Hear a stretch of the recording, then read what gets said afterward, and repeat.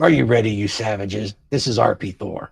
Climb aboard the dragon ship and get some financial literacy. And we are off.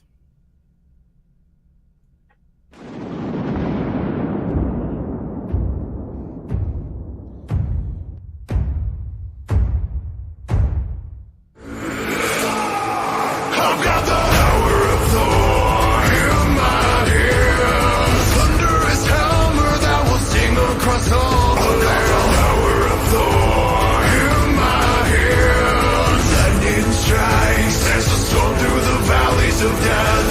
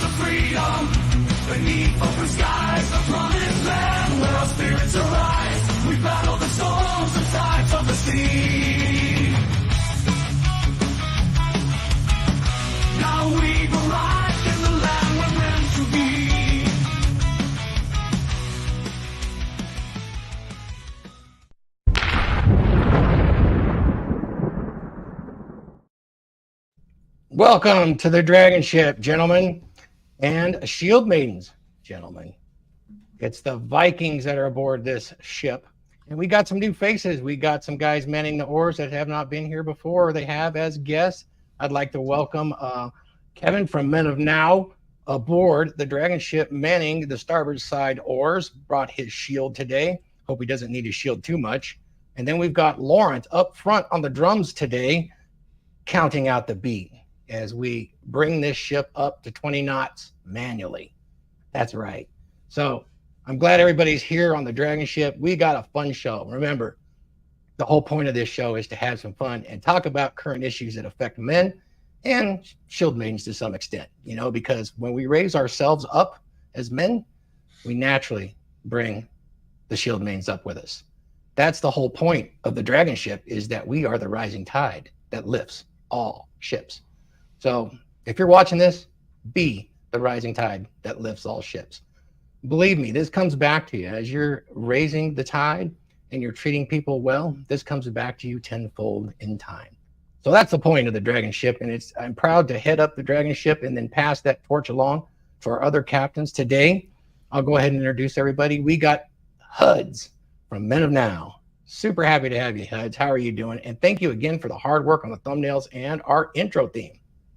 Absolutely. Yeah, thank you so much for having me again. I am so excited to talk about this. I mean, we all saw what went on in the past week in the markets, if you do any type of stock trading, and a lot of people doing like the Forex stuff where you could borrow stuff from Japan at essentially a 0% interest rate, which I'm sure Laurent will talk about in time. But there's nothing more timely because I really do think we have officially hit a recession. And people can argue with me, but I'm pretty sure it's here. So I'm very excited to talk about this today.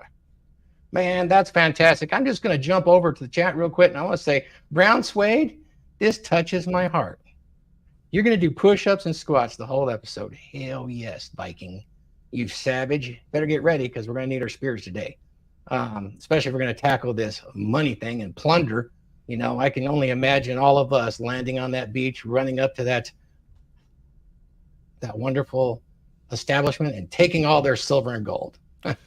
Brown Suede, challenge accepted. Be right back. And I definitely am on that path as well, just back to some push-ups and squats, gaining some energy back. As your one-eyed Thor, we will definitely be putting ourselves back into that tip-top mass monster shape very soon, and I hope to see you there as well. So, Tarl, Viking Paradigm. I see you're ready for war today. Yes, sir. Ready to go. Resist the slave mind. Resist the slave mind. Thank you, sir. That's the way to go. My VP, Drakkar, a fellow Drakkar, vice president, out of, well, let's just say an undisclosed location, somewhere deep inside Colorado. Paul.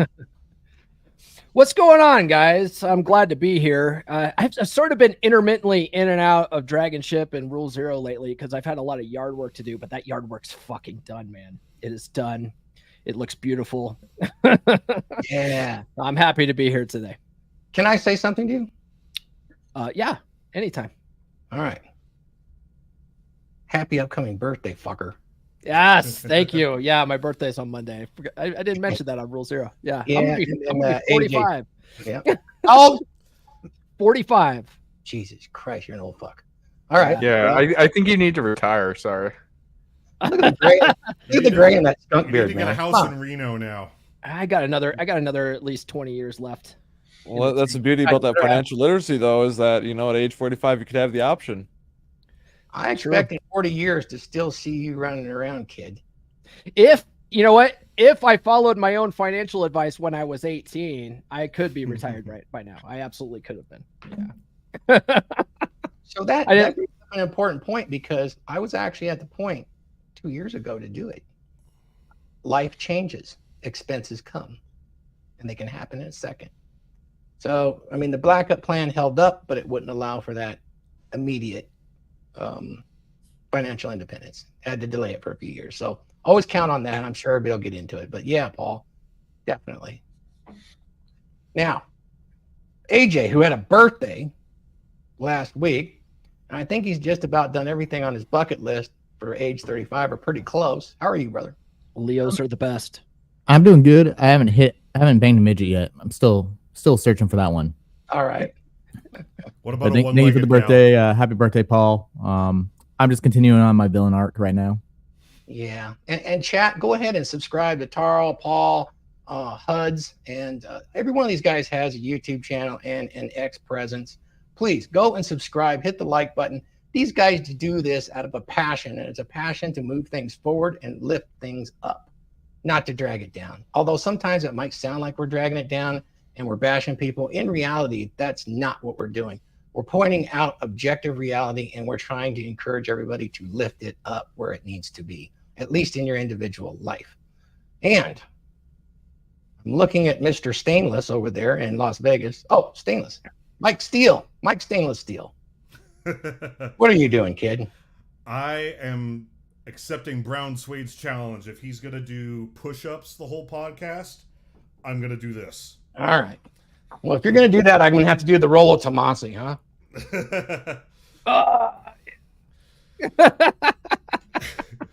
You're missing the Dodge Challenger and the hot bitches. The Dodge Challenger. You mean his Camaro? Is Camaro, yeah. I helped know him he buy has a that white Camaro. Camaro, but I was there when he bought it. yes, I know he has a white Camaro, but I'm talking about like a black Dodge Challenger. Oh, yeah. Like Oh, leaning okay, against okay, the okay. hood, Right. like- I know what you're talking about now. Yeah. But no, I'm doing great here. I had a fantastic weekend. I raw dogged the internet and I pissed off a bunch of white knights and women. I think my most viral reply tweet now, it's coming up on 18,000 views and almost 800 likes. So go check out my Twitter if you want to see that nastiness. And I got to meet one of the Jedi Masters of cybersecurity, and he just posted a picture of me and him on his Twitter. So I'm having a fantastic weekend. The sun is shining. It's a great weekend here in Vegas. Well, Steele, don't sell yourself short. I mean, you're out there hanging with a lot of the cool crowd. I mean, you're out with Gary with Nerdrotic. I mean, you're living your life, man, and you are that rising tide. And I would expect that everybody you had met feels that, sees that as you express your dominant masculine presence. Now, let's move along to one of the newest members of the crew, Kevin from Men of Now, because it's now. And since it's now, we have to be men. And therefore, we have Kevin from Men of Now. That's a great way to put it, sir. Happy to be here. Thanks for having me. This is a topic that's near and dear to my heart. As men, health and fitness should always be a top priority. However, finance, fitness, financial health, that should be a close second for all men out there. And Paul said something that we can all say. I'm in the 45-year-old group as well. Coulda, woulda, shoulda. So if you didn't, got some catching up to do. Got some catching up. Woulda. Yeah. So never too late to start, but it's also never too early to start when it comes to personal finance and financial freedom. Yeah, and fitness too. I mean, I'm 61 years old. Of course you can do it. Do it at any age. It's just something men do. And it's nice to see you guys like you just doing it. Sure. So now we're going to point our sails towards the far east and pull hard on our oars. Beat that drum. Keep that cadence up. And we're going to talk to Laurent from Tokyo, one of my dearest friends, a very successful trader, international trader, huge amounts of experience, and I'm sure pain. Therefore, he has wisdom in this arena. He's going to lead us today through some of these topics, and we're all going to comment in. We're going to talk. Sometimes talking about financial literacy isn't the most exciting thing in the world, but you know what? It is a huge component today to problem-solving skills, is having the resources to solve the problems. And as a man, your primary agency in life from birth is problem-solving skill. That is your primary agency. It's how you acquire mates. It's how you acquire food. It's how you acquire social acuity, is by problem solving. And so definitely there is a financial component of that, especially here in the US. It's kind of lacking, and it might be lacking worldwide, is the understanding of how money was designed, what it's there to do, and how to work it so that you can use it to your advantage. I remember when I was 16, my father, who might as well have been Odin, handed me this little tiny book, and it was called The Richest Man in Babylon. Anybody hear that? Oh yeah, great book. Anyway, I'm not going to dwell on it, but it was a good foundation to get me started in the right direction. I'm sure Laurent will push us in a great direction and talk about the psychology, why we sabotage ourselves with this money. And once again, back to the chat. Thanks everybody for jumping in here. This is one of the best panel podcasts you could ever come across, because we talk about practical things, hopefully in a lighthearted way that really touches you, and that you can take this information and move it forward in your own life. Laurent, to you. And thank you for hosting. Can you hear me? Can you hear me over there? Yes. Sir? Okay. So I'm in Hokkaido. I'm in a 5-star resort. This is our annual pilgrimage in the Hoshino Resort in Tomamu. It's so luxurious that when we arrive at Hokkaido, all around the airport, there are pictures of this place. And we pay $7 per head per night, because one of the persons I do business with has a chalet here. They say, "Oh yeah, come and use it." Anyhow, so yeah, it's interesting days in the market. Maybe we live in interesting times. I mean, we can talk about the carry trade if you want an explanation of what happened and why the markets aren't growing from the top these days. Today we're going to talk about financial literacy, and we're going to talk about the stuff that you don't learn anywhere. You probably never learn, but we're going to talk about the foundations. I mean, you can learn everything about, oh, you read this book, you do this thing, and so on and so forth. Everything is about how to game, but no other game will ever survive. Like their example, the diet industry is a $40 billion business, and everybody gets fatter year after year after year. That tells you something. It's not working. So today we're going to talk about the same thing. We're going to talk about money. And okay, what would you like to have? Would you like a recap on the carry trade and explain how it works and why they affect and why Japan has? Yeah. Let's dive into that, because I think it's really important for everybody to understand across the board what happened this week, whether they're paying attention to it or not, and what it could potentially be an indicator of. Okay, so I suggest you go on to a YouTube channel by Michael Gayed. I was on his show a couple of weeks ago, 2-3 weeks ago actually, and this week he did a show with a guy by the name of Weston Nakamura. Apparently this guy lives in Japan. I've never had the opportunity to meet this gentleman. But so what happened is the the BOJ, which stands for Bank of Japan, had to raise the rates. The reason for this is Japan, for the very first time in 30 years, has experienced inflation. Now, inflation, the problem, there's an entire generation of people who don't know what inflation stands for in Japan. Back in 1992, Japan was in the bubble territory, and everything was overinflated. Since then, the prices have collapsed year after year after year after year. So Japan is the country where you give a Japanese person 100 yen, which is $1. You come back in a year, you get 80 cents back. The reason is they save the 20 yen, 20 cents. So Japan has been saving and saving and saving. It's been in deflation territory for the last 30 years. Come Corona, and Japan has moved into inflation territory for the very first time. This is a cost push inflation, as in the price of oil has gone up. And Japan was forced to maintain rates down. Meanwhile, all monetary authorities around the world were forced to raise rates to curb inflation. So you have what is called a rate differential, the rate delta. So the rest of the world was raising rates while Japan was forced to keep it down. Then, because the price of oil, the price of energy went up, and Japan imported inflation from the rest of the world, Japan was forced to raise rate.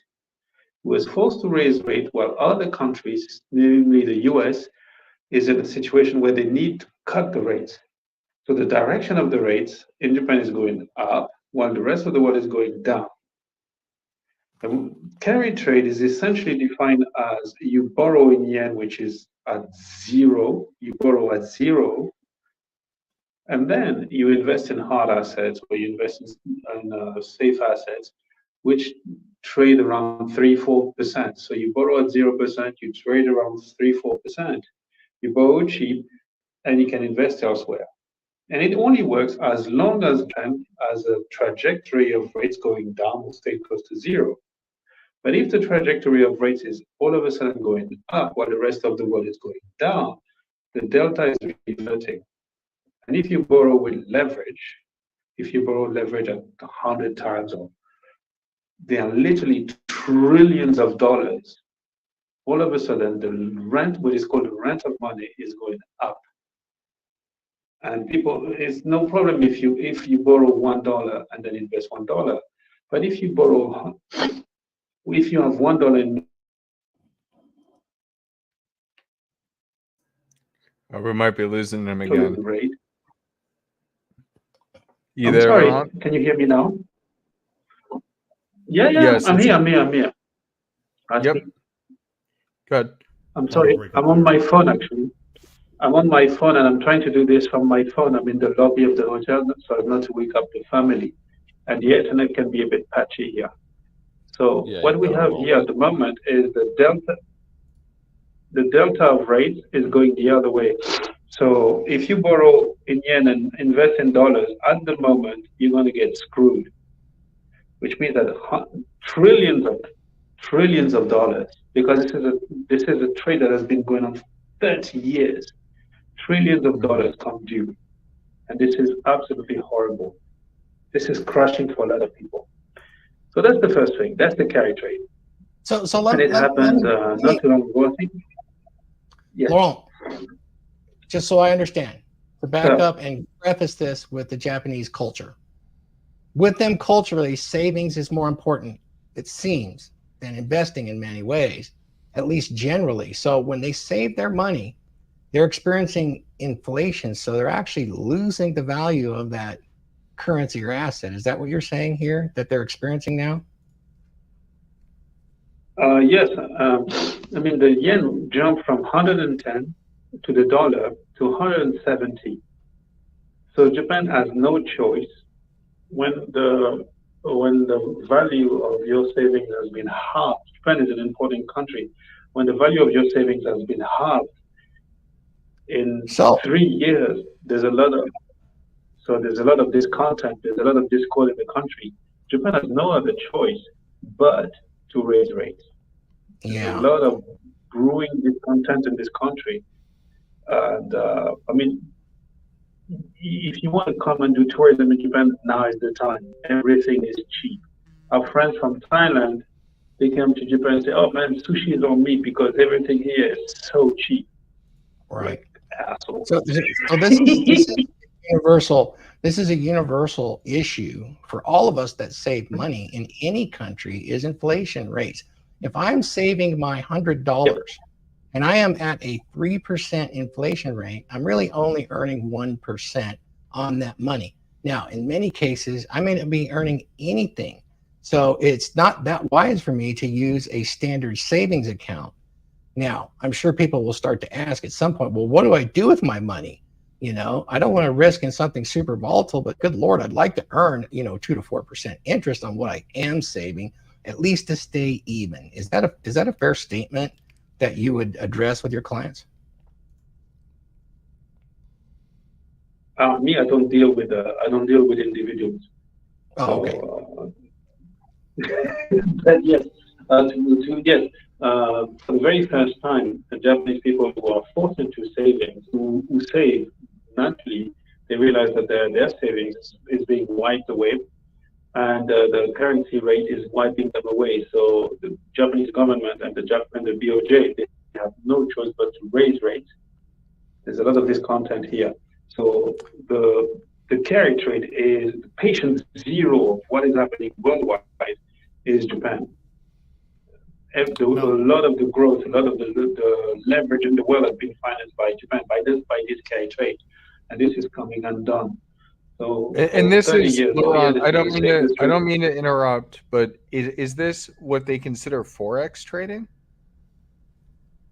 No, it's actually beyond forex trading. Forex trading is a bit different. Forex trading is just okay. Hold on before we go there, guys. Before we go there, I got to bring us back in line. We're talking about financial literacy here, and some of the folks are not quite at that level yet.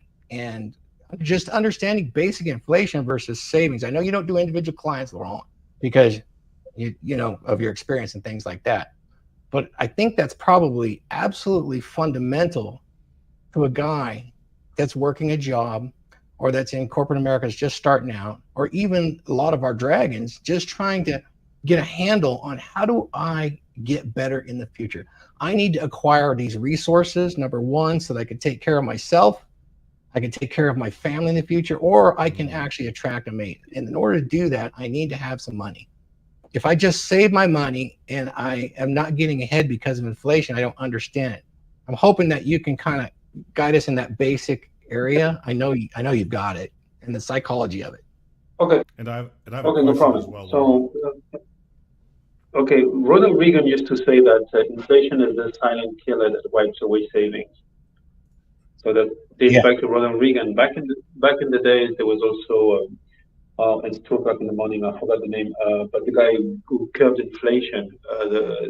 It was the Phillips curve, and so the idea there is if there's inflation, let's say there's a 7% inflation, and you put your money in the bank, 1 year from now you'll have 7% less, and so on and so forth, and 7% over 10 years, your money will be worth nothing. But if we going to talk back about financial literacy, I would like to steer the ship in a different direction. And for this, I would, and so when there's inflation, you absolutely need to invest.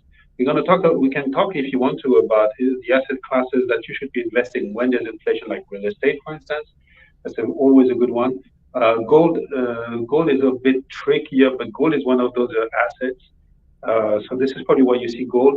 But one of the reasons why the market, especially Nasdaq, has been going up. We can talk about the technicalities of this. I can explain that if you want to, but it's much more institutional level. One of the reasons why the stock market works in inflation is simply because they print more money. And in this case, for instance, one of the reasons why Nasdaq has been going up so much is because literally in Japan there's a pension account called NISA. And they have billions and billions of dollars, and they were forced to invest in hard currency.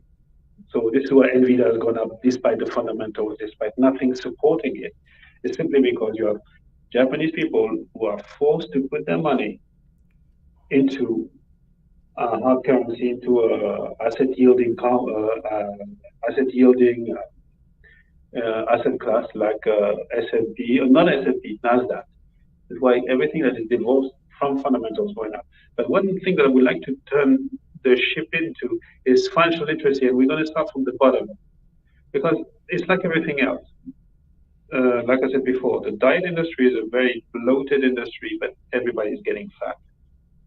So something's going wrong. And one thing that I would like to do is ask the panel and have a picture of everybody and also all the audience. Don't put my pretty face on camera, but put the entire panel because this is a very visual question. Okay, that would be Mike. Mike, you got it? He's frozen. That's okay. Oh, shoot. Getting cutouts there. Okay, so one question. I'm doing this on my phone, so it's a bit complicated. I don't have enough bandwidth to. Yes, that's it. So one question. The first question is, I do believe, and I think that everybody will agree, that becoming rich and staying wealthy is a byproduct of our inner alignment of who we are as an identity to our daily habits. The fact of the matter is money permeates all layers of Maslow hierarchy of needs. So you know the Maslow hierarchy of needs. At the bottom, you start with like the survival level, shelter, food, sex. Well, if you don't have any money, good luck getting any of those, especially the sex part, as we all know. And the second layer is safety. Well, safety, money is a very big component of that. Then we have recognition or whatever. Also, and then at the top of it, we have self-actualization. Money, obviously, it's much easier to be self-actualized when you're Bill Gates than when you're a social justice warrior. So the one question that I get everybody on is, where do we inherit our values from money? We usually inherit them from our parents. So, but the really, really one question that everybody in this panel and the audience, I would like to internalize the question is, do you believe you are worthy of getting rich? Yes. No. That's an important question. Continue. I will repeat it for you. Do you think you are worthy of getting rich? Absolutely. I want to jump on this. There's a really good book. A lot of you guys have probably heard of it, if not have read it already. It's called Rich Dad, Poor Dad by Robert Kiyosaki. One of the things that book is great for, besides, telling you how to invest for cash flow and the differences between liabilities and assets and stuff like that, is the mindset of money, which is what Laurent's alluding to here. Because his dad, his real dad, his biological dad was a teacher and had a very limited mindset when it came to money. And then his rich dad was actually his best friend's dad, who was a business owner, a wealthy business owner in Hawaii. And he would spend a lot of time over at his buddy's house, and his rich dad would teach them the value of money, teach them like how to invest. He would make them play Monopoly all day long to learn how to buy assets and that sort of thing. But one of the things that he taught him was the value of mindset, right? So an example is, if he needed a bike, he wanted a new bike, his poor dad would often say, we can't afford that. Yeah, I'm afraid we can't get a bike. We just don't have enough money, which is a very negative mindset, right? Mm-hmm. It's a very I can't attitude. And he would go to his rich dad and say, yeah, I want a bike, but my dad says we can't afford it. And his rich dad would go, well, how can we afford this? What can you do to make money? What can you do to raise the funds? And then they would start brainstorming and coming up with ways they can do it. And guess what? He would figure out how to get a goddamn bike. That's a mindset thing. It's the difference of the biggest principles ever to problem solving is how you ask that question. In every aspect of life, Paul, that is like the fundamental, what you just said. Yeah, And it's the- the difference between how why I can't and how can I. That's the only difference. The way I like to look at it, guys, is there's billions of dollars or yen or pounds or whatever you want, right? It's just lying around out there. It's just lying around, just doing nothing. All I have to do is convince 1 million people to give me $1 each. Solve a problem for them. Just convince them to give it to you. That's all it is. Yeah. It's just lying around. Yeah, one thing that I have to say, like I am one of the younger guys on the panel. I want to share with everybody. Yes, I am 30 years old. He's a baby. So I'm a baby. Child. But as a baby, I have figured out that money isn't real. And it is, but it isn't. And the value of the dollar or yen or whatever it may be, that fluctuates. So understanding how the world reacts to exchanges of value is exactly what Laurent does. And that's exactly, I mean, hell, I got his book right here, Algorithmic Short Selling with Python. Absolutely fantastic book.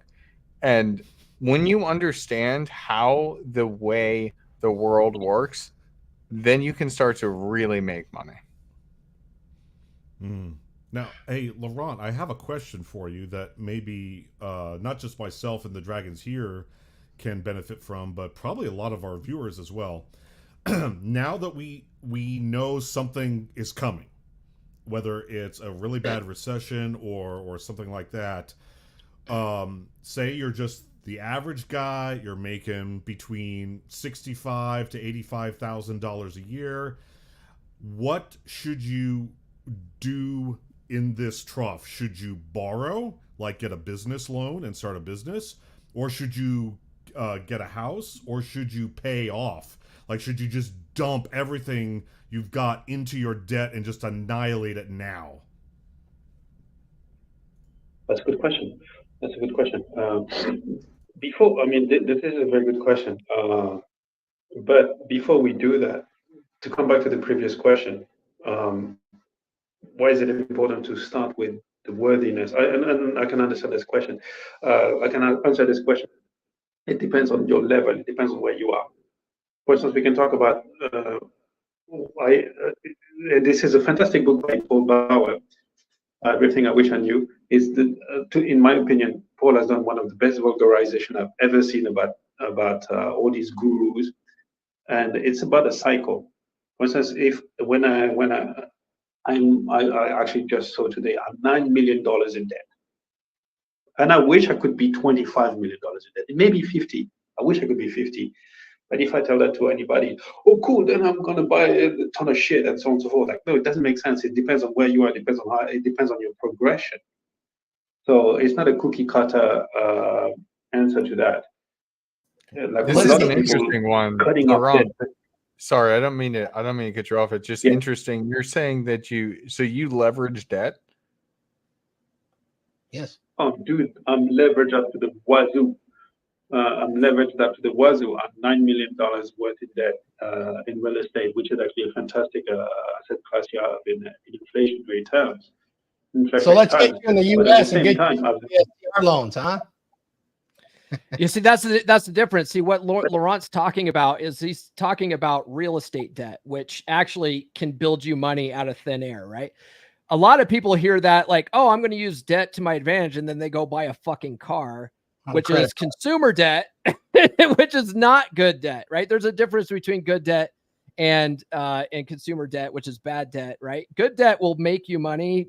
Consumer debt keeps you poor. You know, there's a difference there. And most people don't understand that. Most people don't understand that. And that's what I'm seeking understanding, Laurent, on that.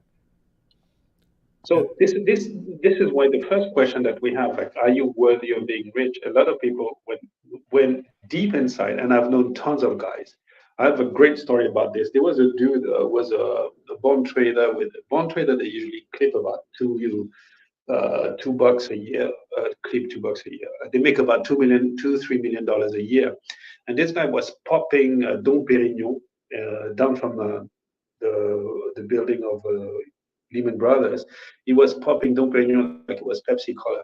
He had hose dangling from his sides all the time. And when Lehman Brothers shock happened, this dude declared bankruptcy about 6 months down the road. And one day I bumped into him and said, "Dude, what's happening with you, man?" And he looked at me and said, "You know what? At the end of the day, I didn't believe that I was worthy of becoming rich. I'm just a poor Indian kid from Bombay." And you see, this guy had everything. He was obviously extraordinarily smart, obviously very talented. And yet, deep in his mind, in his psyche, he believed he was not worthy of becoming rich. And until we have internalized this, and for instance, we all have a friend who was very good at getting rich, but is awful at staying wealthy because he buys stupid watches or dumb Louis Vuitton shit and whatnot. We all know this kind of dude there. They always exist. So getting rich, there's a science to getting rich, and there's a science to staying wealthy. And these are two different attitudes. So this is why starting with this, for instance, when Mike answered, "Yeah, do you believe you're worthy of getting rich, Mike?" And questionably said, "Yes," and I believe you. And until you believe it for yourself, you won't be, or you will be getting rich, and it will burn a hole through your pockets, like all those rappers, all those athletes. And this is really where we start. And then doing the inner game, and the outer game is just about techniques. It's just about this, that, and the other. But working on this first is by far what will get you ahead. Does it make any sense with you, gentlemen? It does. And what I love about that, and the reason why I actually said no to it, I'm not worthy of being rich, but I am worthy of being wealthy. Now, see, another thing that Laurent's bringing up too, right, is basically paradigm. You know, consciously, like what Mike was saying, consciously you can know that, yeah, I can just get 1 million people to give me $1, right? Consciously, you know that's possible. It's a possible thing. But if your paradigm, your subconscious mind says it's not possible for me, though, right? You're not going to do it. You're not going to take the actions necessary to do it. So you actually have to. That's one of the best things of this book right here. Think and Grow Rich, right? If now we're going to get into the woo-woo a little bit, but if you read that book on repeat, and it will develop that mindset in your head of how that you can do it. That's going to change your paradigm. And then you're going to start coming up with ideas of how you could do it. And as long as you take action on those ideas, you will get rich by law, right? Because Laurent says there is a science to it, but that science doesn't mean shit if you don't take action. Yeah, there's a famous Ford quote, something to the effect, I'm paraphrasing, that whether you think you can or you think you can't, you're right. Yep, absolutely, and it's in this book too. That's where that quote. So Laurent, maybe, let me just tweak my question a little bit. In this economic downturn, should the average guy, right? We're not talking about someone who has real estate. We're talking about someone, they work their job, they rent, and they have bad debt. So like maybe some credit card debt. In an economic downturn like this, should they, like, for example, yes, this is about me, but I'm sure this applies to other guys as well. So like my credit score just broke the 730. It's the highest it's ever been in my entire life. So should I do something like borrow in a downturn, like a business loan? Or should I pay off my bad debt, my credit card debt that I used to pay things like my cell phone bill, my power bill when I was unemployed? Can I answer Kevin, this? what's your opinion? I think I should Yeah, pay it I want to off. hear from Kevin. I want to hear what Kevin has to say on okay. this. Yeah, let's hear what Kevin says. Yeah, well, I'm a huge advocate for not owing anybody anything. So, Mike, my answer would be get rid of that high interest debt that is not helping you out in any way, shape, or form, and then look into borrowing for good debt. I don't know the phrase verbatim, but the borrower is slave to the lender. Does that make sense? That's why they want to keep you Yep. charging. That's why if you walk into a bank, they have marble floors when you have shag carpet, because the bad debt, it just keeps rolling and rolling and you can get out of hand. So my opinion, you would always want to get rid of any and all consumer debt first before you look at going into more debt, even if it's for a business, because that can come back and bite you. I want to add on to that, because I talk about that in my book. And so one of the questions Mike has is, right, in this economic downturn, should you do X, Y, and Z? Doesn't fucking matter what the market's doing. You should work on getting out of debt first using the debt snowball method. That's a Dave Ramsey-ism, but it's fucking tried and true. Get out of debt first, because if you don't owe anybody any money, you actually have a lot of money, right? It doesn't matter what you're making. You can make $60,000 a year. If you have no bills, all that money's yours, right? So get out of the, don't worry about what the market's doing. Get out of debt. And then, like Kevin said, if you want to get a business loan because you actually want to start a business or something like that, that would be a good time to do it when you're out of all the consumer debt. Yeah, but I also talk about get out of that debt, but before you get out of debt, build yourself up an emergency fund, because you'll find that it's really hard to get out of debt when you use your credit card for emergencies. So you put cash aside for your emergency fund so you don't have to use your credit card for emergencies, then get out of debt, then start taking all that money you were putting towards your debt to 6 months savings. So you have a fuck you fund in case you lose your job or something like that. Then worry about investments and all that kind of stuff like that. I would say that's a tried and true method. Because what's that expression? like If that. you have no Makes a debt ton of sense. and $10 in your pocket, you're in the top 10% of Americans by wealth. Yeah. I would agree with that. I mean, I don't know it verbatim, but I yeah, was- I would definitely agree with that. I have I was followed that. horrified to know that. I was horrified to know that the average American has only $400 of savings. It's not even Oh, it's worth worse. a month of rent. For No, me, it's it's worse than horrifying that. because It's way worse than that. The average 65-year-old has only around less than 200,000 in retirement savings. It's incredible. and it's Most have horrifying around because 50. It's pretty wild. if you think about it, like you literally, Jorge Amado is a Brazilian author, and he said that the smartest thing that the slave owner ever did was to replace the iron shackles with the invisible shackles of money. So they Yeah. freed their slaves, and then they put a store in the middle of the plantation. So Yeah. people were forced to buy stuff from the store, and they put themselves in debt. And when you put in debt, you're going to have to pay that debt one way or another. And then the slave owner, all of a sudden becomes a merchant. And he knows that nobody's going to flee, nobody's going to go anywhere because they're in debt. They have these invisible financial shackles. And until you pay them back, you're fucked. And the system is rigged in a way that they make you want stuff. Yeah, the make you system want to is fuck very, like very people. rigged. Can we talk just a bit about So, credit, as Laurent? like that. I don't know if you can hear me. So pay your Literally debt, one have famous an song, emergency 16 fund, tons. and then you have freedom.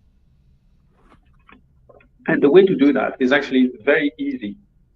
You start with the smallest balance, and you work your way up. You don't Snowball, start with the one right? with the highest interest. You start with the smallest balance. Mhm. And the math of this is like impeccable. You start with the ones where you have the smallest balance, and then you have a knock-on effect, and then it becomes much, much, much easier. There's a guy by the name of Amit Sethi who explains how to do it. Speaking of which, that moves us to the second part of this. What are the channels? How can we educate ourselves? Who are the guys we should be listening to? Because money, I mean, YouTube is charlatan central, right? And everything dealing with money is charlatan central. You should never. Everybody who comes to me, who should I be listening to? My question, my default answer is: assume everybody is a charlatan. Assume everybody wants your money. Don't trust anybody, starting with yours truly. So who should you be listening to? Who should you educate yourself with? Paul was mentioning Robert Kiyosaki, was mentioning Robert Ramsey. So Kevin and Paul, who are the most literate in the matter, who do you think people should be listening to? You want to take it first, Paul? To listen to me, man, because I know what I'm talking about. Now, I am a big fan of Robert Kiyosaki and Dave Ramsey, and that's because I've taken their principles and applied it in my life, and I've seen it fucking work. You know, so if you can watch Dave Ramsey, a lot of people don't like him because he gets a little religious, and if you're not a religious person, that might turn you off a little bit. But an alternative book that basically has the same thing besides my book is Money Mastering the Game by Tony Robbins. It literally has the same process that Dave Ramsey breaks down. He just takes out all the religious stuff out of it, but it's the same process. It's a tried and true process. Can you guys hear me? Yeah, we can hear you. Hey, I followed that too. I didn't have the books. All I had was The Richest Man in Babylon. But I have remained debt-free for decades, including mortgages. They're all gone. Yeah. It's a good thing to have, but what I've been slow to learn is that credit actually is money when you look at it correctly. I was hoping I could get Laurent to comment on this, because I had been advised years ago to borrow against my primary house to buy more real estate. And I've watched friends do that and get completely wrecked. However, there is ways to use credit wisely without losing your assets. I've learned this through asset protection attorneys and things like that. Laurent, can you explain a little bit why credit is basically money and can be used like money and assets? And if you're smart about it, you can do things like DSCR loans here in the US. Have you heard of those? Those are basically debt service coverage ratio loans. It's about cash flow. And it's a way for you, if you have good credit and minimal debt, to borrow money that's essentially working for you in a very kind of an easy fashion, but not a lot of people know about that. If you don't know anything about it, that's fine. We can talk later. But what's your thoughts on credit? Good credit, credit that you can use as money. There's a very, I mean, the math is simple. If you can borrow and leverage, if you can borrow borrow in assets that yield more than what you borrow them for. And more importantly, it's also about the term structure. For instance, I got into good real estate and I got into bad real estate. So here's the difference. I got into good real estate as in our own physical buildings. And I got into bad real estate as in I bought a sort of REIT. And the rate at which I borrowed was variable, whereas the yield that I got from this financial product was more or less fixed.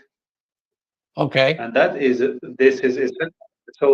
really bad idea, because the variable rate, as rate increases and you have a fixed rate, you over the long term, this is a really bad thing, because what happens is you want to borrow at fixed rate if possible. You said fixed, right? You said fixed. Yes. If you can borrow at a fixed rate, and then this is always better, because your cost, if they move all the time, one day they can move very much against you. And this is what is happening with one of my asset class, where I borrowed at a variable rate, and that thing was more or less fixed rate. So I got into it when the yield was very low, and it's a 20-year loan. Yeah. So month after month, I'm bleeding about $1,000, give or take. But because it's also covered by good real estate, I don't worry much about it. So the cash flow is covered. Yes, and this is something that you should be worried about, is like what is called the professional terms, the term structure. The term structure is the duration on the x-axis, and then how much if you can borrow at this, and then it's the differential yield. This is exactly what the carry trade is happening at the moment on a global scale. Yes. The world was borrowing in yen, and then they were borrowing in yen at give or take a fixed rate, and they were investing at a variable rate. And now that the term structure has inverted, which is now people borrow. I mean, the rent of money is going up while the yield of money is going down. Everybody gets unscrewed from the top. Yeah, guys out in the chat, please like and submit this. Laurent is a world-class quant. And if you don't know what a quant is, he's a quant analyst. These are rare guys that are hired by the largest firms to do short and long range analytics to help them with their balance sheet, with their investments. You know, a lot of these companies, they have assets, they keep them on their balance sheet so they can keep their stock up. Laurent understands this and the use of credit at that level. And I was just trying to bring it back down to where we might have some of our guys just starting out, doing the Dave Ramsey method, possibly learning how to create a nest egg so that they build an opportunity. When an opportunity arises, they can use the cash is king model and jump right on it. Would you say, Laurent, that cash is king when opportunities arise? You know, when a good deal comes up, you can jump on it. That's a very good point. Dry powder. So keep your powder dry. Powder dry. What does that mean? Can you explain to the audience what that means? Okay, keep your powder dry is okay. What happens very often is bear market are times when fortunes transit from one hand to the next. And I clearly remember, like I've seen so many bear markets. I'm a bear market specialist, so I'm the kind of guy where when shit starts to hit the ventilation system, I get phone calls. And what do I do, Laurent? This is the time when you want to be in cash. And this is a good time because this is the time when you want to have cash to buy assets. Because what's his name? Warren Buffett just liquidated half his God. He liquidated so much. Apple. He just banked out of Apple, and now he's like sitting on $77 billion. Like, okay, let's go shopping. That's almost He knows. I mean, this guy could bail out the U.S. nation. He could bail out America, and this is the time when if you have cash, you can walk up to somebody, hey, I'll buy it for 50 cents on the dollar. People, I don't want to sell. Okay, I'll come back tomorrow. There was actually one of the wealthiest men who ever lived was the guy who invented firefighters, and he was a guy in Rome. I forgot his name. But he used to run around. He used to have like a fire brigade with ladders and everything. And when the house was burning, he was just sit in front and wait. Like, wait, but aren't you gonna do anything? Cool, I'll buy your house for 70 cents on the dollar. No, I'm not selling. No worries. Then the house would keep on burning. I'll buy your house for 50 cents on the dollar. No, I'm not selling. Okay, I'll buy your house for 10 cents on the dollar. And people say, okay, get in. So the idea there is when you have cash, you're in a buyer's market. When there are for sellers, when people are overly leveraged, you can walk in and scoop some deals. So now is a good time to be in cash and then get some good deals. You can buy houses. Speaking of which, what's your idea about, is owning a house an asset or a liability? What do you think? Liability. Kevin, Paul, and everybody, and Thor, what do you think? It depends. If you turn it into a rental, then it becomes an asset. If you do not generate income or revenue from the property, then it's a liability because it costs money to maintain it and to pay property taxes on it. Anybody else want to go? Because I would lean towards the other way. I would say overall, it's an asset with the current market trends, whether you have it as a rental or not. Because like when I bought this place in 2020, I bought it for $216. I can sell as is right now for probably $270 to $350 in that range without touching a single thing on it. So it was a turnkey investment for me. Yeah, I definitely agree with that. I believe owning your home, especially outright, is a major asset because it's an appreciating asset. Now, markets go up, they go down. However, real estate overwhelmingly always appreciates. And saying just pay the property taxes, you're gonna have to pay those anyways. And upkeep, yeah, you have to put money in that, but when you sell, you get all that money back plus some. So Sure. your home is usually your biggest asset, especially if you're middle class American. But I paid my house off about 3 years ago, and I'm gonna tell you, there was a weight Feels lifted good. off my a weight lifted off my shoulders that I didn't even know was there, because I had been in some kind of consumer debt or since I was 18 years old. So I would definitely advocate for, if you have the means, to pay your house off early, not only because it's a great asset to have, it adds to your net worth, but also you skip a lot of interest that you pay over time. Borrowing $100,000 for a house at 5% interest over 30 years, you pay almost $250,000 back. So you skip a lot of that. And I would definitely say, if you have the means to pay your house off early, do so. Yeah, Are you I would advocate- take Kevin, I have another question for you. Sorry, I want to hop in here, guys, because I don't want to lose Raduca's comment here, because I know, Kevin, we've talked about Dave Ramsey before. Yeah. What do you think about this statement? Well, I would want to know what advice was specifically idiotic. Now, I went through Dave Ramsey's financial mastery coaching course. I do not agree with everything he says. However, if you've ever read the book Total Money Makeover, which I read about 10 years ago, where it outlines the baby steps that Paul was talking about earlier, that is a great foundation. But I'm of the mindset is learn his baby steps and then stay away from Dave Ramsey.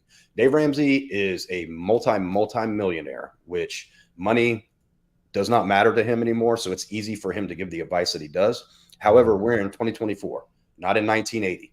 And he is still kind of stuck in that mindset of how to invest money. So I don't really take a whole bunch of stock into the way he talks about investments, especially when it comes to rental properties or that kind of stuff. If you want to leverage some debt to buy some rental properties, I am all for that, as long as you can do it on a 15-year loan and you can actually clear a little bit at the end of the month and you can have that paid off in 15. He's about pay cash for everything. And the average person, that's daunting, especially in today's market, to say, okay, I paid my house off, now I want to buy a rental. How long would it take you to save up $300,000 to buy a property that's probably going to generate $1,200 a month? But if you can borrow that money and get 6 when they're all paid off, you're going to be a millionaire, and somebody else is going to pay that off for you. Now, there's going to be ups and downs, and you're going to have to come out of pocket every now and then. But I'm all for leveraging debt for those types of assets. Now, Kevin, are you an advocate for, I've heard of this strategy where typically you make 1 mortgage payment per month, so that's 12 mortgage payments a year. Some people, their strategy is to make 13 payments a year. Yep. Oh, yeah. Yeah, I've heard of that. And then if you do that, you take 11 years off of a 30-year mortgage. However, to me, that's the bare minimum. You need to throw every extra dollar you can at your mortgage, because once again, like I said before, you're beating all that interest because you pay the interest up front. And so, but no, I mean, if that's your strategy, yeah, you can knock a ton of years off of a 30-year mortgage by doing that 1 extra payment towards the principal every year. Yep. Yeah, my current mortgage is set up to pay every 2 weeks, half the payment. So it comes out to 13 payments a year, actually, which I'm actually in the process of getting ready to sell my place. One, I read Bachelor Pad Economics from Aaron Clary, which has helped shift my view on money and stuff. And I've done some work with Laurent, talked with Fowler. I'm going to probably rent for another year once I sell this place, get closer to work. And then will watch interest rates. If they're at a level that I feel acceptable, then I will buy again. I have the option of the VA loan from being in the Navy. So that does help me out a lot right there. One thing I'll say about buying houses, a lot of people are rushing for that American dream, right? Like, I got to have a house, got to have a white picket fence, got to have 2.5 kids. No, the fuck you don't.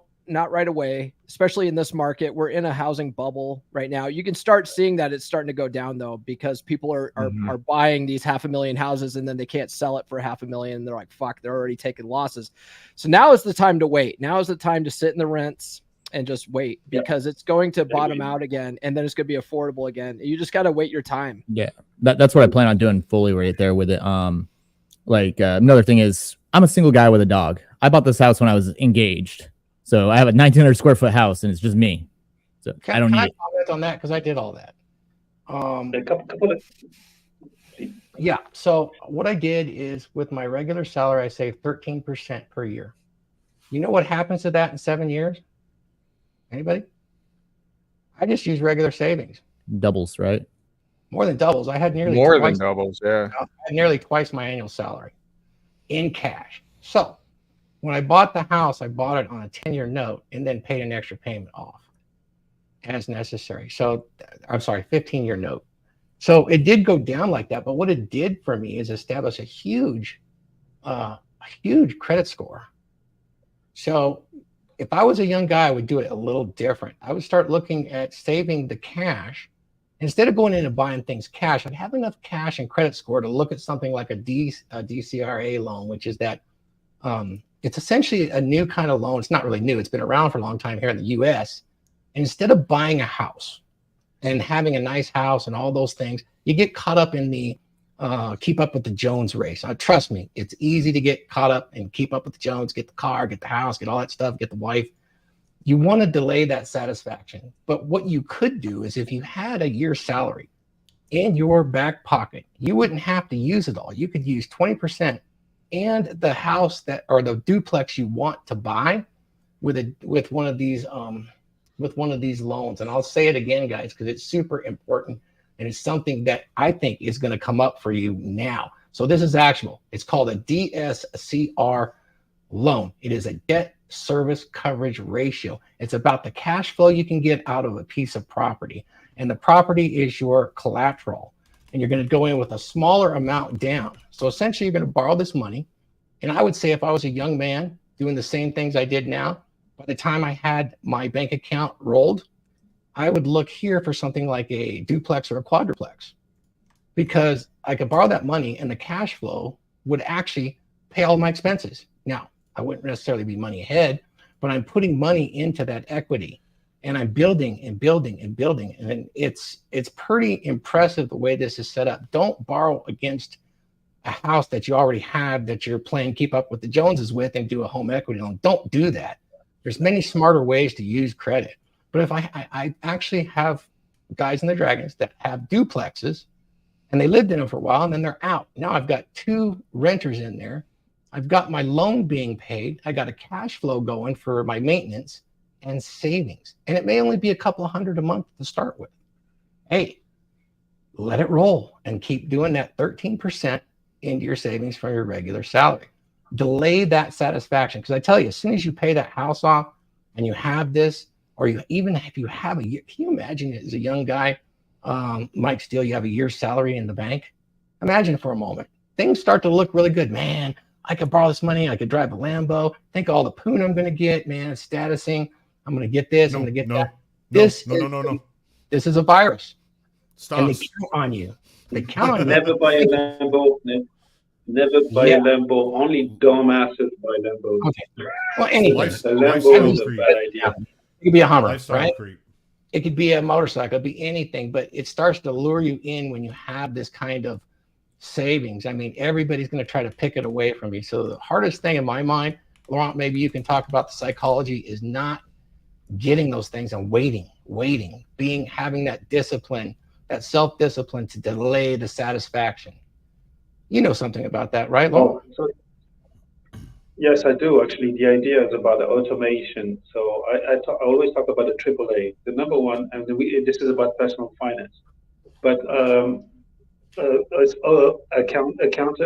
accountability. So always talk about people talk about budget and so on and so forth. But the first thing is keep track of how you spend. So that's account, then allocate.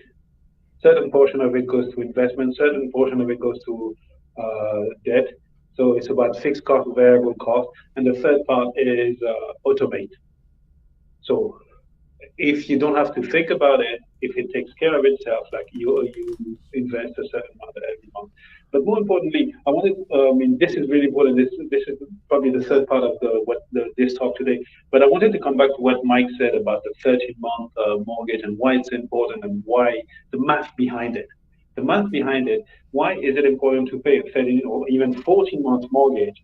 First of all, you should have as low as possible mortgage payment a month, so that actually you can generate a 13 months. The reason for this is because this 13 months, once you go, every repayment that you do to the service of your debt, of your mortgage debt, goes to reduce the principal. The debt is constituted of the principal which is the notional amount of what you borrow, the capital, and the interest. And the 13th and 14th and 15th month goes to servicing the principal. So when you reduce that, let's give him a second. Yeah. So over time, it compounds. And Einstein used to say that the compounding is the third most powerful force in the universe. So if you go and service this, that is really important. That and then you will clear your debt very quickly. This will give you what is called velocity. Oh shit, we're getting technical here. But the velocity of your capital will increase, which means that your bank will see you not as a liability, but as an asset. Remember, and one thing that is important to when people, like AJ was a case in point, he lives in a house too big for himself. When people borrow to buy their own house, they usually oversize. And then what you realize is is what I call in my book the Hotel California principle. If you can't get out of it, you don't own shit. Shit owns you. So when you have too big of a house, then you can't switch jobs. You can't take risks. You can't divorce your better half because you have mortgage payments at the end of the month. And your life becomes a liability. You don't own anything. This thing owns your ass, and you sign away your freedom. This is why owning a house can very much turn from an asset to a liability, because a lot of people, they oversize their borrowing in proportion to what the amount of income they generate, and they can't switch jobs because they don't have as Paul mentioned, the 6 months emergency fund. Does it make any sense? This is really, really important. Yeah, absolutely. Makes a lot of sense, because that asset can chain you down. It can destroy your freedom, or it can enable you to acquire more freedom. For sure. And I think a lot of people do miss that. I missed that for about a decade. Yeah. This slave to my. This is why you don't buy a Lamborghini. I'm sorry, I didn't hear. Mike said this is why you don't buy a Lamborghini. Another great book that I recommend too is The Millionaire Next Door, because that one really puts things in perspective. Because a lot of people think that really wealthy people are driving around like Ric Flair in fucking Lambos and limousine riding, jet flying with their diamond ring wearing bullshit.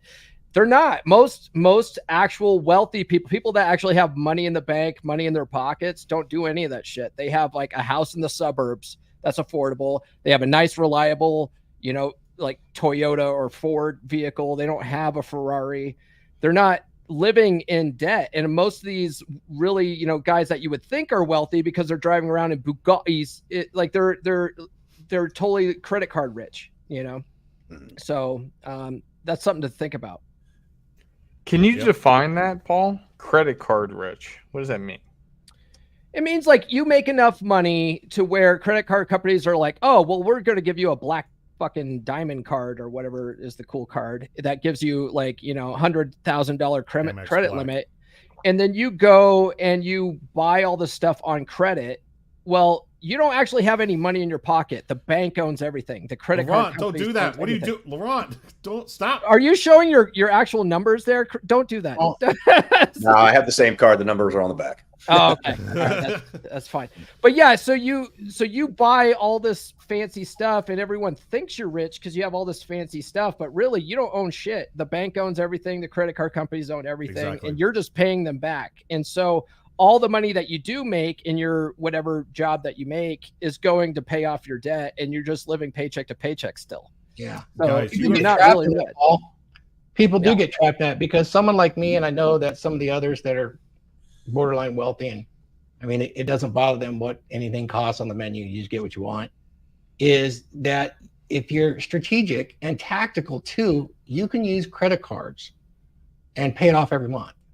And that's something that is a great way to leverage credit, build credit, and two, I funnel everything through 3, and then it's always automatically paid. So yeah, that is if a you're way to deal with it. if you're smart and disciplined enough to do that, then yeah, absolutely. I do the same thing. I only have one card, and it's one of the airline cards. So every purchase I make goes towards air miles, so I can travel and stuff like that. Well, And I just like keep- that. Well, hold on. No, What? we got to stop this whole conversation. You're getting all these airline miles, and yet you've never come and visited me. You haven't come and visited me. Well, that's because the land of brotherly love is got a little too many rainbows out there. But No one gets stabbed. Hud, It's starting to look like London. your dad is sick and you haven't came and saw me. but I have come to see Thor. I went to go see Thor. Don't worry I've about seen Mike Steele. You know, I've been out there. But But no, yeah, it's brilliant. And you should have more than one, though. Let me just clarify. The reason you do is your discipline. There are credit cards, and I would recommend a minimum of 3 that have a decent that you're maintaining, because these credit card companies get strange. Somebody sells information. You cross one border without a 5-day notice, they shut your card down. Now you're stuck somewhere. Ask Aaron Clary about that when he went to the Philippines. So Now you need to understand how these things work. Even if you notify them, you need to have backups. That's all I'm saying. oh, Yes. that Now makes they sense. are getting better with that because of algorithms, and yes, they're reading your email. So like when I flew to Miami for the CME, shout out to Donovan Sharp, I didn't need to notify my credit card company that I was flying to Miami, because my credit card company was able to read my ticket information email from my Gmail account. They already knew I was going. Well, yeah, and especially if you buy a ticket from the card, they have that Preference. information. Yeah. Exactly. But still, I took 2 credit cards to Miami. I bought Yep. the airline ticket with one credit card and the hotel with a different credit card. And so 2 separate companies, they knew I was in Miami. I didn't have to call and say I was going to travel.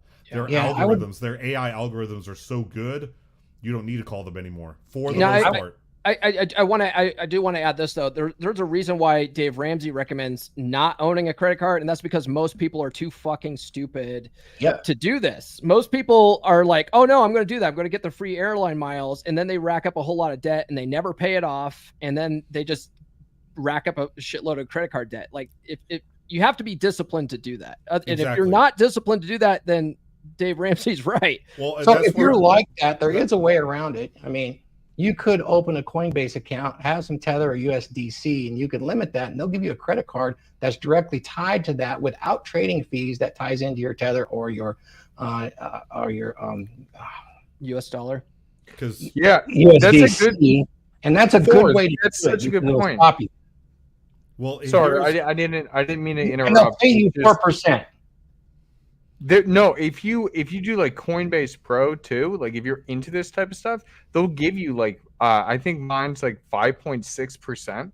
Right. I So don't have you that. just Yeah. park your money, you make way more than you would make in any type of savings account, and then you're just pulling from that for it. Yeah, you It's have a debit card absolutely that's wild. also a Visa. Right. And Yep. well, here's the unfortunate reality, and this is one of those areas where Dave Ramsey and I heavily disagree. Guys, if you try to not have a credit card and then buy a plane ticket, rent a hotel, or rent a car, try it. Watch what happens. Yeah. You can't. Yeah, there's a couple of car rental companies. I think like Dollar will let you do it with a debit card, but yeah, I agree with that, right? And like Dave Ramsey's like, oh, your FICO score doesn't matter. Fuck yeah, it matters, especially if you want to buy a house. That credit history does matter. So if you can get a credit card and then just keep, put a little bit on it and pay it off every month, that actually will build your credit score up so that you can buy a house later. And that's working the system. But most people are too fucking stupid to do that. Yeah, exactly. I don't think it's stupid. It's a lack of discipline, like you said. And here, especially here in America with the young people, the buy it, I want it now. The microwave generation, if you want to call it, they want it now. And then I'll just pay it off in time. But if you do have the discipline, like that card that Laurent, that same I have, it's a platinum Sky Miles card, you can actually front load it.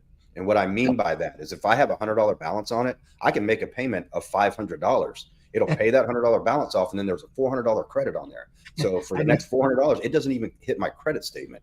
And that's how I pay all my bills that I have. I have nothing but taxes, utilities, and insurance because I'm completely debt free. But I have them all put on there, and then every time I get paid, I put $1,000 on it, and it's always still in the green. So there's ways you can do that, and I'm earning points, earning miles, and that's why I'm flying to Dublin for free here on the 20th. I paid $53 because I bought the insurance. So you can use rewards cards to your advantage, but don't look at it as a shopping spree. Yeah. To go out on. And unfortunately, that's what most young people do. And then I want to touch bases on something that we talked about earlier with buying too much house. You know, the term house poor. That's very, very much a thing. You need to keep it in percentages. So your take-home income, if your mortgage payment is more than 30% of your take-home pay, you need to really reevaluate why you live in that house and might want to get out of it, because that's what anything above that, in my opinion, you're house poor. And that means, yeah, you got a big fancy house, but you can't even pay to get the lawn done. You have to do it yourself. That's being house poor. You can do the same thing with cars. I saw this a lot in the military. You've probably seen it too, Paul. Go to E4 to E5. That was from junior enlisted to NCO. Back then, it was about a $400 pay raise a month. And you would see these guys, oh man, I made sergeant. I'm going to go buy a brand new Ram at $650 a month truck payment. So they did not only wiped out that raise they got, now they're $250 more in the hole because they went out and bought a brand new car just because they got a raise. They thought, and that's the mindset that you have to shift. Instead of thinking of what can I buy with this new money, think where can I put this money where it can make more, where it can work for me. High yield money market accounts. Cannot fathom a car payment. I've always bought every car used in cash. Yeah, One thing can't even fathom that. One thing Used that cars the way to go. One thing that Dave Ramsey talks about, right, is all he ever talks about is investing in growth stock mutual funds. I recommend index funds over standard mutual funds just because the fees are better on the back end and you have less taxes and stuff on the back end. You do it mutual? I have a bunch of different accounts I use. I have Fidelity, and I use what's the other one I use? Vanguard. Charles Schwab. I use Vanguard. So yeah. So that's what. What's that, Thor? Dividend index funds. I've done pretty good with that, but just curious. Yeah. They're and I actually allocate my funds the way Dave says to do it. But my point is that that's a starter method, right? You're still putting all your eggs in one basket, and when you really want to diversify and you're making enough money, like Kevin said, you want to start parking this money where it can work for you, and you don't want to put all your eggs in one basket. So that's where you start putting some money in crypto. You start putting a little bit of money in real estate. I buy gold and silver all the time. Really good book on that is Fake by Robert Kiyosaki. He talks about how, money is not real, and, God's money is always going to be worth something in an economic collapse. Reduco, he's, why doesn't Dave talk about that? Well, because Dave's, limited mindset. So do your own research. So, Paul, yeah, having an audience here that's so varied. And I know that, these are topics that Beer Club covers in depth behind a paywall. The Dragons membership does too, with some of these top tier folks. Not so much to give advice, but to give, here's information, you go get it. It's like Dragons. Men of Now is really good at this as well. Mm-hmm. Access to educate yourself on those resources. I wanted to pause right there for everybody in the audience, how important that is to get an education, not just guess, not just watch the YouTube, because a lot of guys say a lot of shit on YouTube, but to actually find somebody that's had some success in what we're just talking about right now, like Laurent, Kevin, paying off his house. These are real world experiences that have also been coupled with suffering and pain. So they have wisdom here. And so I just wanted to launch out there. You can find Men of Now. You can find the Dragons membership on Become Durable. Heck, guys, if you're interested in that, it's really cheap. You get to talk to people that have done this. So I would encourage that. Huds and Thor and I were actually talking about having a product where you can pay one membership fee and join all three groups. Yeah, we still have to work that out, but possibly Laurent too with school. So we'll see. Yeah. I think that would be fantastic. I'm like, Oh man, I'm so looking forward to combining this because you're going to get so many different experiences and so many different forms of wisdom across the board.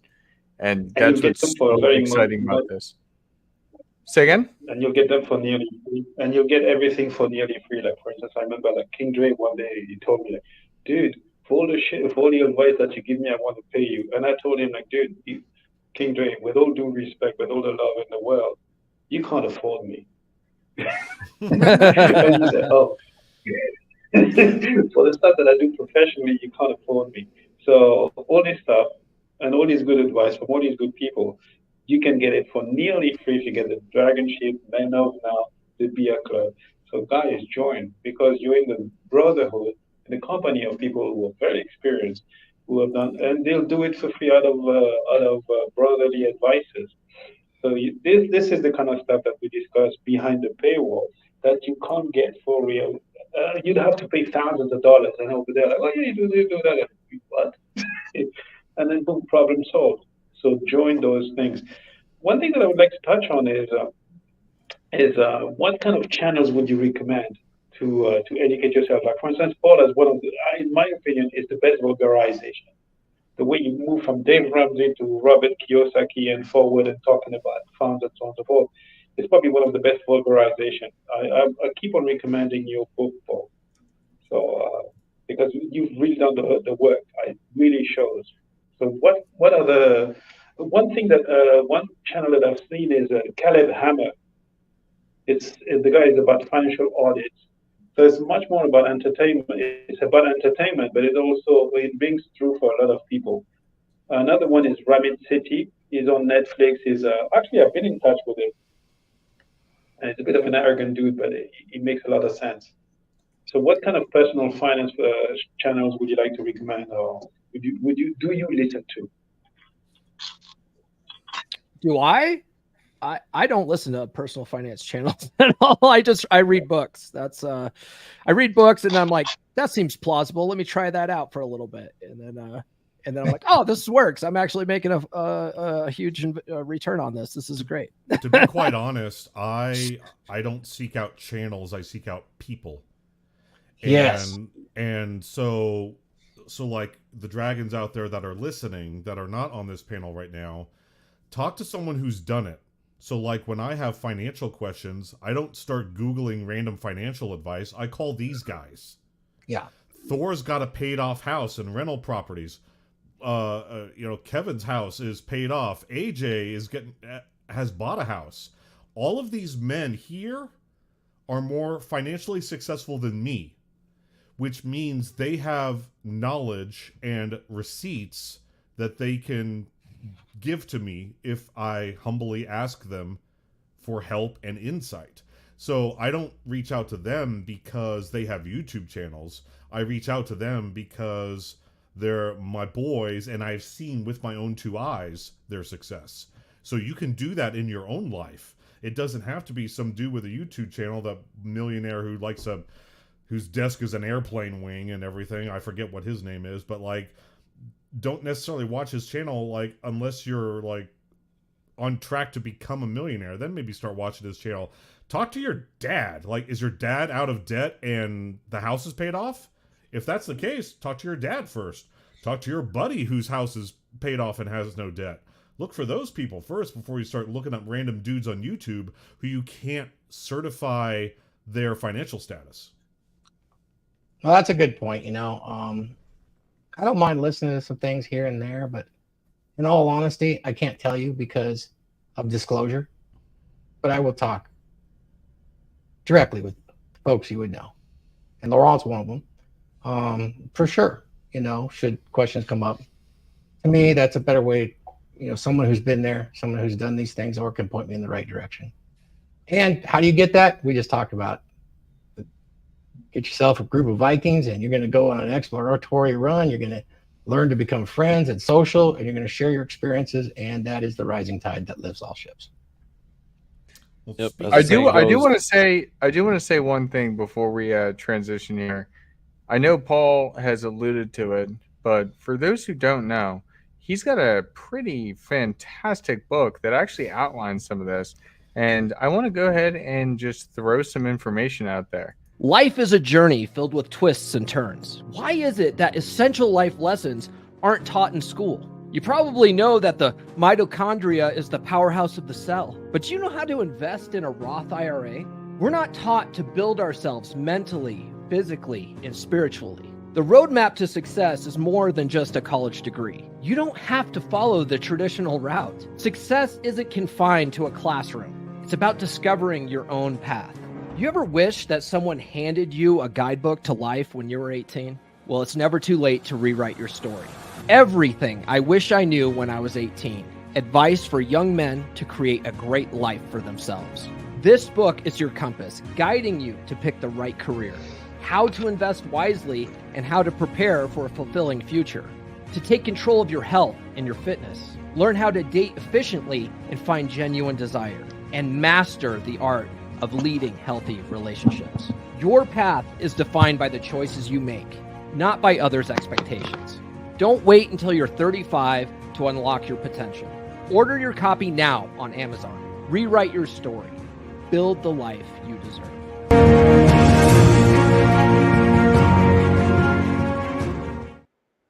It's a great book.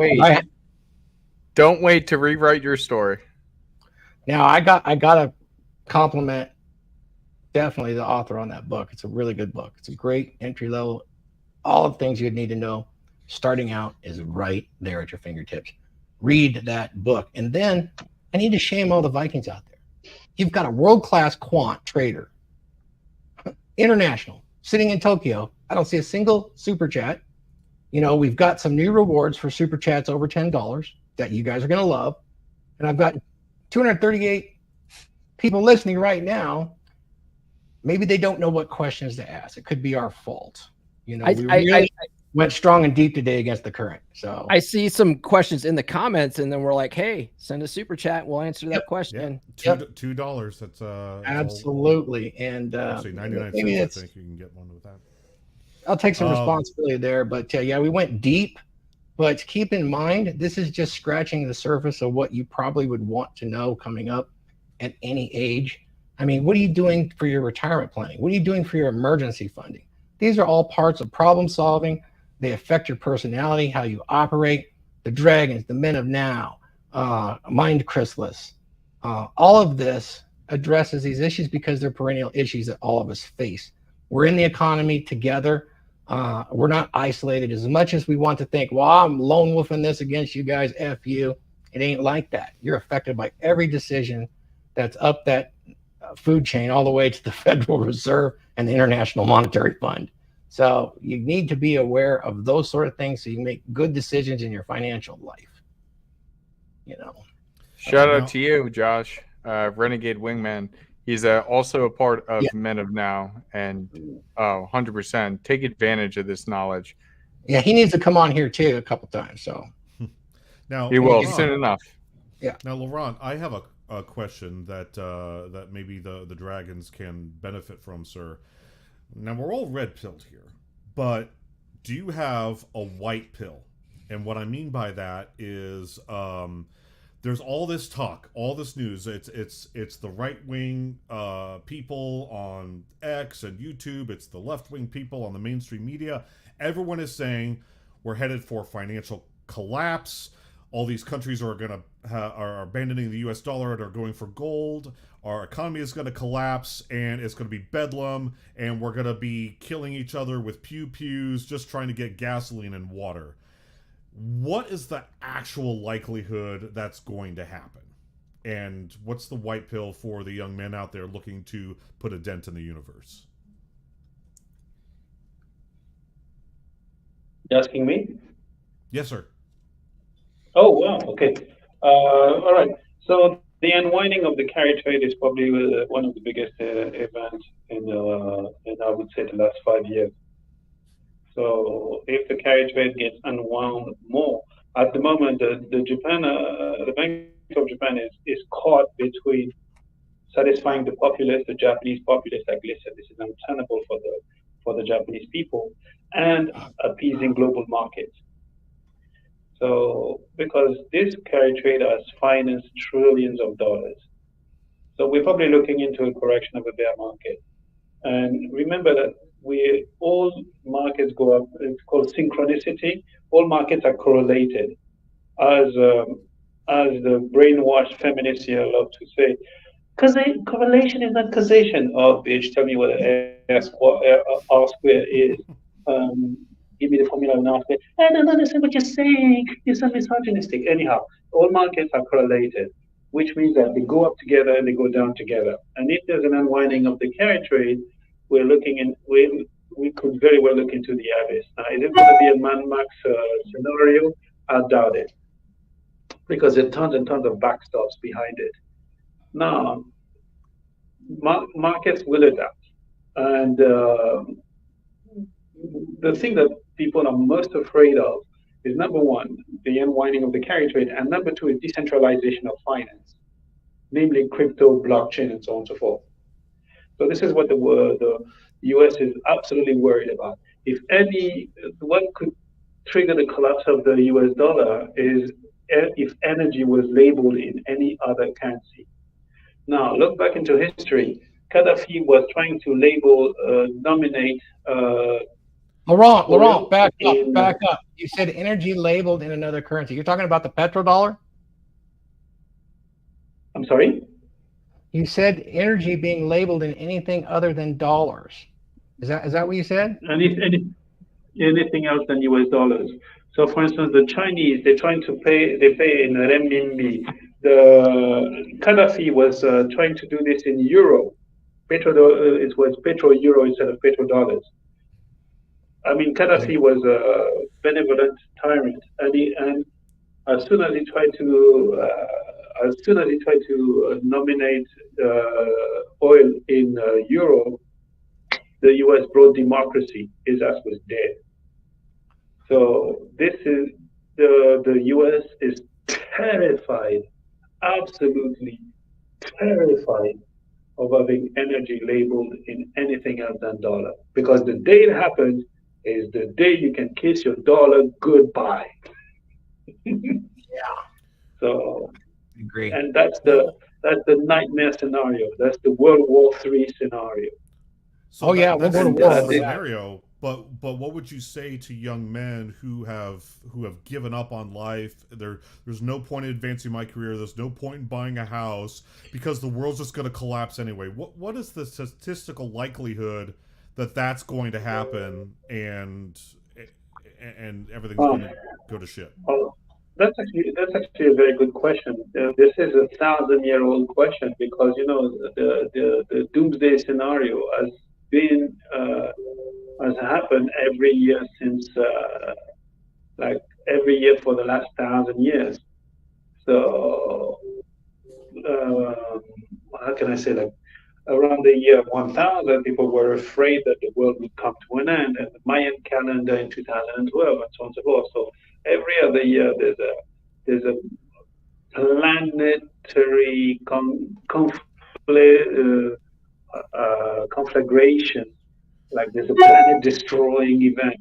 And forget about it. Just go on with your day, put money in the bank, put money in investment, pay your debt, keep marching on. Because if you see this, you're wasting your time worrying about all this shit. You're wasting your time. Right. So that's what. I want to add. I want to add on to that, because this was one of the things that was going off in the chat was, when everything collapses, your index funds are going to be worth shit. It's like, well, you don't have any control of that, and all investments are a risk of some form anyway. So any money that you're willing to put into any investment, whether it's crypto, gold, or whatever, you got to be okay with it going to zero. And the thing is that none of these markets have ever gone to zero, and everyone's been talking for years about financial collapse. It's never fucking happened, So it's like spending your time worrying about fear and lack and why you shouldn't do something is just not productive to you. It's a terrible fucking mindset. And here's what I have to say, guys. Which is scarier? Becoming a warlord at age 30 because everything went to shit and it's Mad Max, or being 85 and broke? That's more realistic.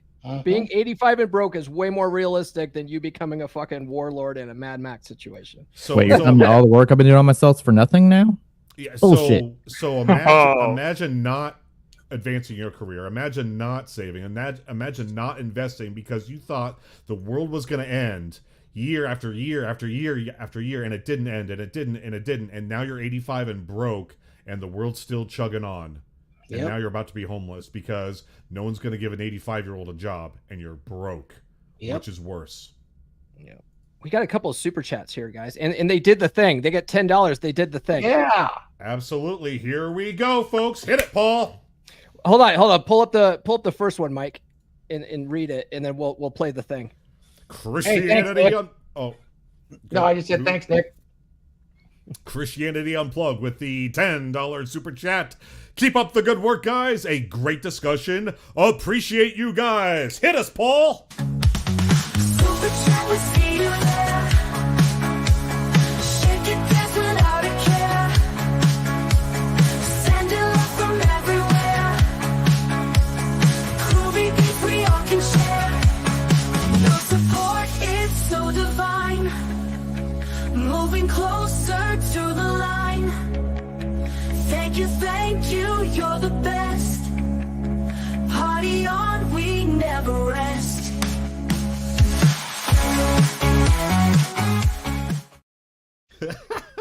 Makes my knees wobble. I am stealing that for when I'm on live with Glenn, when Glenn gets all his super chats in the middle of the night. Just to hit all those good old Bible peoples. Yeah, that was good because that was Christianity Unplugged that sent that super chat. Thanks, Nick. Oh, we got another one. We got another one, guys. We got another absolutely, Mr. Bouloy and the Department of Numenistics with the $10 super chat. There's only one voice that can read this super chat. If you're in credit card debt, work a side hustle to build up quickly your emergency savings, lots of it, and then power down that credit card debt. Power down all of it. You just got all of it, and then short-term sacrifice for the long-term gain. Now you got to go get it. Now, Paul, hit us. Super chat will see you there. Shake it, dance without a care. Send it love from everywhere. Groovy beats we all can share. Your support is so divine. Moving closer to the line. Thank you, you're the best. Party on, we never rest.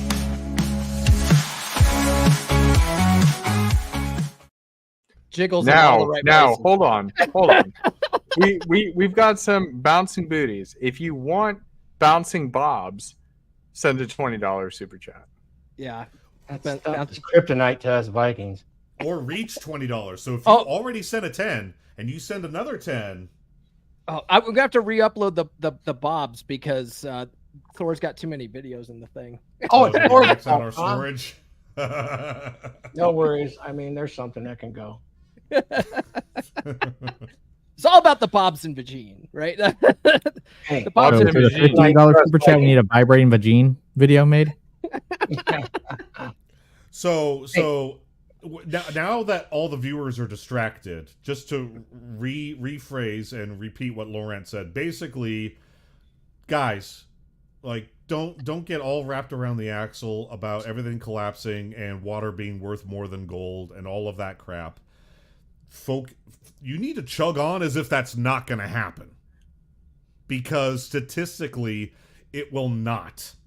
So it is more statistically likely that you will grow old and die than the United States and the world will collapse and turn into Mad Max. So you need to live your life accordingly. It doesn't hurt to put some money in index funds, put some money in gold, put some money in, whatever, and also buy lead, right? Like also invest your money in some lead in case you do have to become a warlord, right? Wait, are you telling me to go to Staples and buy a whole bunch of those mechanical pencils? I'm talking about that's bullets. graphite. I'm talking about bullets, Huds, yeah. Guns and ammo is good, right? But you can also invest in these other things and just cover all your bases, right? Yeah, especially if you live in America and you are not, a felon, and you're allowed to buy a gun. Huds, are you auditioning for Deadpool? Yeah, I'm just like curious, as if I don't know what bullets are. Are you My allowed to have that in beautiful- Philadelphia? It's not, guys. It's not real. He lost his real one in an unfortunate boating accident. It is real. That's a toy. About? It's I'm a toy. licensed to this. You have to have a license in Philadelphia? How What in well, no, British how is that rainbow name. bright? How rainbow bright? Every gun needs to have the serial number tied to a name, so of course I have that. And then I Get a also have second my one. Dress up concealed. as Deadpool. I also have my concealed carry license. I do So not rainbow take that out with me. That's for fun at the range. That's So for fun. Vikings, if you hey, reach out to the Instagram if you ever want to go out shooting. But yeah.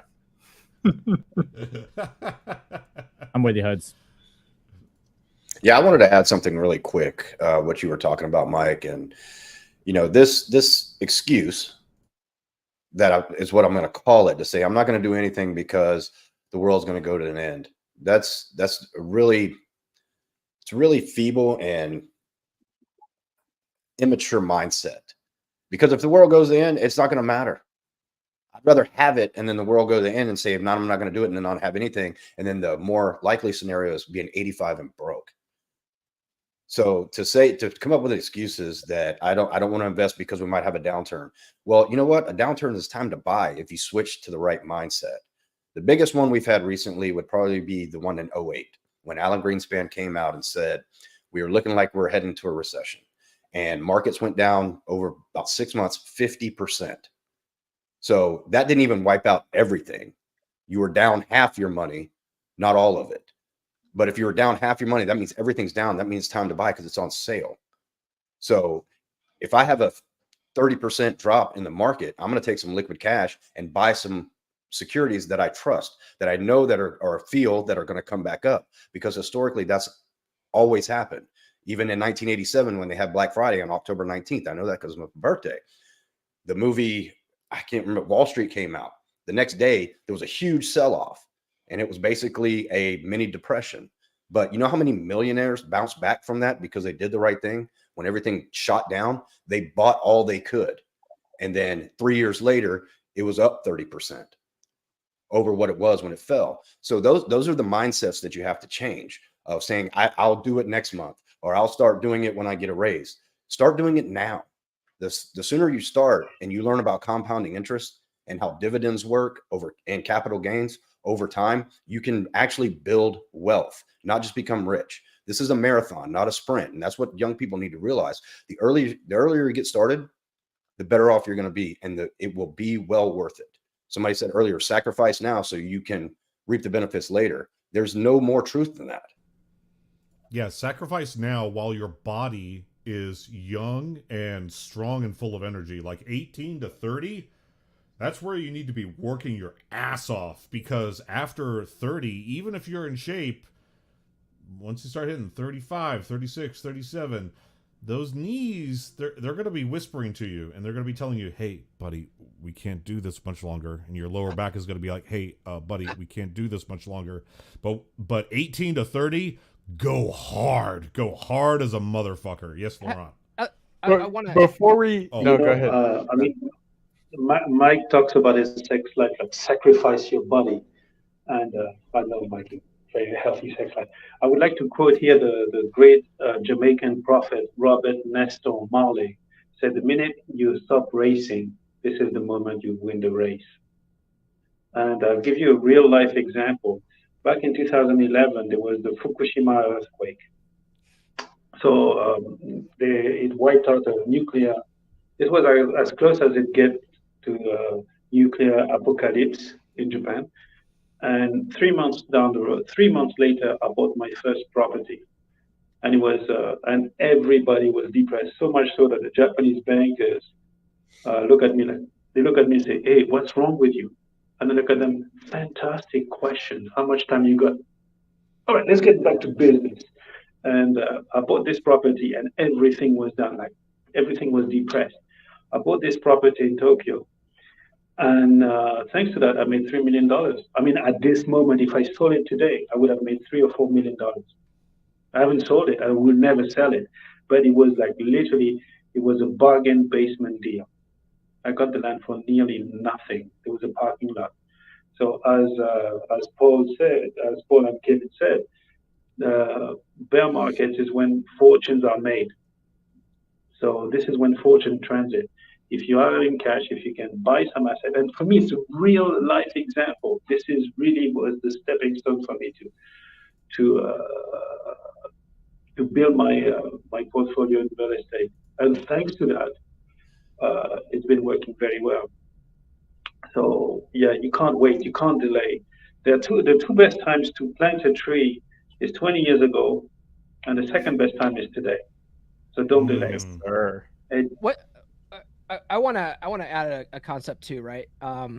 It's the concept of you can't catch a falling knife. Are you got any of you guys familiar with that concept? Oh yeah, that's my job. Yeah, well, I'm sure Laurent knows this, right? The concept of you can't catch a falling knife is the idea of that you're going to time the markets perfectly, right? So you only buy when it's low, you only sell when it's high, and that's you try to time it perfectly. No, hold on, you're doing it all wrong. You're supposed to buy high and sell low. That's what it's that's what people a lot of people do, right? Because they don't start investing until they start seeing that there's this frenzy in the market, and they're like, oh shit, I better get in there before I miss out, and they get that FOMO and they invest at the top of the market, and then they get fucking wrecked.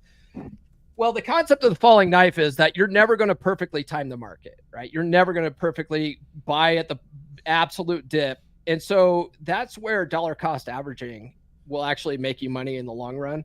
And dollar cost averaging is where you don't necessarily keep an eye on the market. You invest the same amount every month. So it doesn't matter if the market's high or low, you're investing, let's say $200 a month, right? $200 a month, every month in the market. And no matter what's going on in the market, you just keep putting that money in. Over time, you are going to be buying a lot during the dips, and you are going to actually make more money in the long run, more money actually than you would if you tried to time the market yourself. So if you play the long game, don't worry about necessarily what the market's doing. Worry about dollar cost averaging. That's the smart way to invest in the long term. That's how my crypto's set up. I have my crypto. As much as I hate to agree with, as much as I hate it, because what you say flies directly in the face of my job. As much as I hate to admit it, you're absolutely statistically right, Paul. But this is statistically the best strategy. Month in, month out, you park in and you automate your investments, and over time you'll do better. That, as much as I hate to admit it, because it negates the likes of yours truly, my life's mission, but you're entirely right. And I hate you for that, Paul, and many other things. Yeah. Oh, and the rebalancing thing, right? You hated that I talked about rebalancing in the book too. You're like, oh, you're right. You got to fucking give it that haircut every year or a couple times a year or something. Yeah. Yeah, that's what I do in my crypto. I have it set up 1st and 15th, $50 to Ethereum, and every Thursday, $5 into Solana. Mm-hmm. Yeah, and you don't worry about the day-to-day ups and downs. If you can't stomach the day-to-day ups and downs, you don't need to largely invest. But don't worry about the day-to-day ups and downs. Don't worry about the small fluctuations. Look at the big picture 10 years from now. And that consistency of dividends, capital gains, reinvesting them in the same security, you would be amazed how much of a fortune you can build over time. But the day-to-day ups and downs, you don't worry about that. The guy that looks at what the Dow and the S&P is doing 4 or 5 times a day, dude, you're wasting time. That's time you can be earning more money to invest. Don't worry about the day-to-day ups and downs. Look at the long picture. And that's what a lot of people don't understand about the market and investing as a whole. I mean, a house doesn't appreciate 200% in 6 months, but over 20 years, it might. Yeah, that's a good point. Mike, if you don't mind, I want to jump in here because there may be people that do stock trading within the chat. And for those who do stock trading, I love zero DTA or DTEs, which means 0 day to expiry. So you're literally betting on what's going to happen that day. And the days that I do that, I mean, there's times I make thousands of dollars, but there's other times where I am glued to my phone. Don't be doing that. Don't be doing that. Think more long term. Because when you think short term, it just kind of puts you in a weird bubble. I don't know, Laurent, if you have any opinions on zero DTAs or DTs. Oh yeah, you're talking about burn theta burn on expiry. Yeah, I doing don't do that. contracts. It's a very Mhm. it's a popular strategy with retailers. It's a popular strategy with retailers. I don't do that. We used to do calendar straddle, which is like we were long the near month index out of the money, and we were short the near the not in the money but at the money. So we were short everything is a bell curve, right? So we were short the index, or we were short single stock options, covered calls, and then we were long deep out of the money near month, which means that when the market tanks, when there's an accident, that thing will go up 7, 8 times, whereas the at the money will probably tank a little bit. So in terms of payout, it actually works well. I mean, I like this kind of strategy. I think it works well with indexes, but it's a lot of how should I say? It's a lot of maintenance. It's not risk free. This is what Nassim Taleb does, by the way. Is long the wings and is short the curve and long the wings. So makes a ton of sense. I've done it. I like to do it actually. It's a kind of interesting. I've never been able to automate it though. One thing that I wanted to touch on before we leave the audience is what are the tips that because we've touched a lot of complicated concepts, but remember that 90% of the people, like people who are here in this panel, are financially literate. So what is the number? What is the small tips that? What is the small practical takeaway that people could take the ball and run? What is the thing that I can start implementing today that will change my life a year from now? Gentlemen. Well, I don't know if I could really speak to that thoroughly, but I can just kind of, because I'm probably the most financially illiterate person on the panel. Like, my dad was an alcoholic growing up and was into get rich programs. That's your job.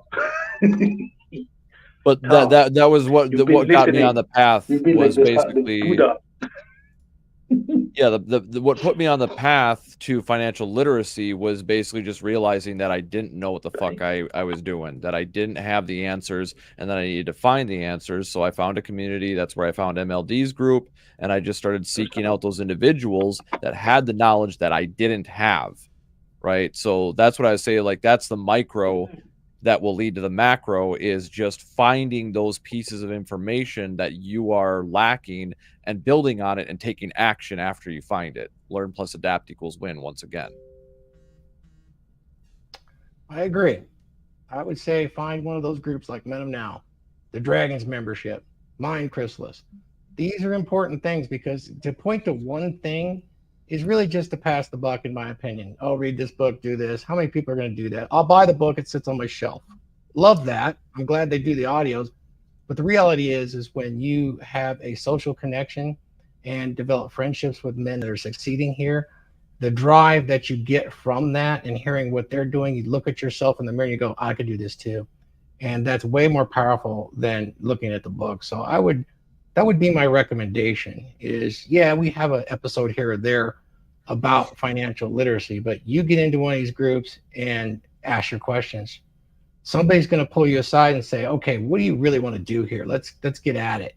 You're going to get a mentor, and part of getting a mentor is really important to your own well-being when it comes to financial independence.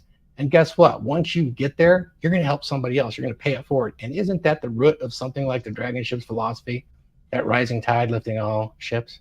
So that would be my recommended advice. If you're asking for one piece of advice, is find one of those groups. Start with Men of Now. Start with the Dragons. Beer Club. Beer Club is one of the most reasonable out there. And they talk about everything, but guess what? This is right on topic as well. So they talk about crypto. A lot of guys talk about crypto in Beer Club a lot. Sure. Yeah. And that's really important because I really do think that there's a lot of future there. I just want to add too, like, what can you do today? Thor already mentioned it. One of the greatest books of all time came out in 1926. It's based on writings from 8,000 years ago that are timeless, and that's the Richest Man in Babylon. Anunnaki. And the fucking Anunnaki taught us that you should pay yourself first. And a lot of people don't realize this, right? But the rich pay themselves first. The concept of paying yourself first is, a lot of people just don't understand. What do you mean pay myself first? I get my paycheck. That is paying me first. No. What you're doing with your paycheck is you're getting your paycheck and then you're paying all your bills and you're paying everyone else first. What you do is you take the first 10 to 15%. They said 10% in 1926, but 10 to 15%, you take that off the top, you pay your future self. You put that in the bank for future you. That's for you to keep. The rest goes towards your bills and your groceries and your day-to-day life. And then if you have any extra over, you can fuck around with that, right? But that first 10 to 15% goes to your future self. That's the best thing you could do. Anybody could do that. You could have a McDonald's job and take 10% out of that and put that away. I recommend putting that into, a traditional IRA or a Roth IRA or even a fucking Acorns account, but you take that off the top, you pay your future self and you don't touch it. You just don't fucking touch it. Wait, Paul, you talked about this. Even if you took like $750 or something, how much money would you have in that timeline? I'm trying to go back to your graph because you had shared one. Oh, yeah. I have that in the book. I think you guys talked about it on AJ's episode. But if you put that into a compound interest calculator, which Laurent already talked about, compound interest is one of the most powerful forces in the universe.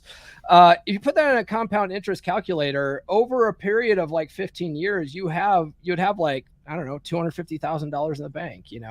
It's just $750 a month, right? So like that's not very much. Like you'll never miss it. Well, it's more than $750 a month. How much did I say it was? It's more than that. But let's say you're making $750 an hour, whatever that ends up being. Every paycheck, you take 10% out of that.